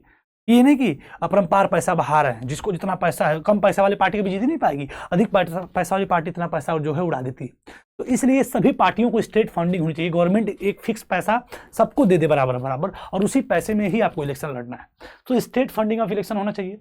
गवर्नमेंट जो है कुछ पार्टीज को मनी दे सपोर्ट करने के लिए उनके इलेक्शन एक्सपेंसेस को, जिसमें कि पेट्रोल, पेपर, टेलीफोन जैसे जो खर्च होते हैं, इन सभी को मेंटेन करने के लिए जो गवर्नमेंट है वो खुद जो है स्टेट फंडिंग करे सभी पॉलिटिकल पार्टीज को। So are could be given in cash on the basis of their votes, या जो भी चीजें। तो ये तीन रिफॉर्म, तीन सजेशन की बातें की गई। इसके बाद कंक्लूजन हमारा निकल के आ गया कि ये सभी suggestions have not yet been accepted by the political parties. वो तब तक एक्सेप्टेड नहीं होंगे if when these are accepted this could lead to some improvement, जब वो सुधार कुछ करना न चाहें। But we must be very careful about legal solution to political parties. हम जितने भी लीगल सोल्यूशन करना चाहते हैं एक पॉलिटिकल पार्टी के लिए, उसको करने से पहले हमको सावधान रहना चाहिए। इस बात पे, क्योंकि over regulation of political parties can B counter productive.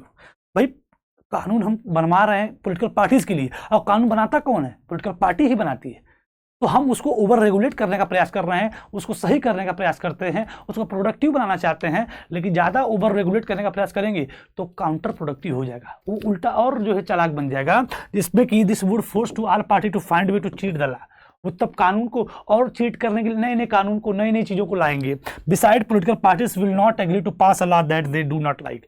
और यहाँ तक ये भी बातें कही जा रही हैं कि ऐसे किसी कानून को पसंद ही नहीं करेंगे जिसको वो पसंद ना करते हो, ऐसे किसी कानून को वो आने ही नहीं देंगे जिसको वो पसंद ना करते हो, जो उनको रेगुलेट करता हो। इसलिए रेगुलेशन होना चाहिए, लेकिन ओवर रेगुलेशन जो है कहीं ना कहीं काउंटर प्रोडक्टिव हो सकता है। पहला कंक्लूजन।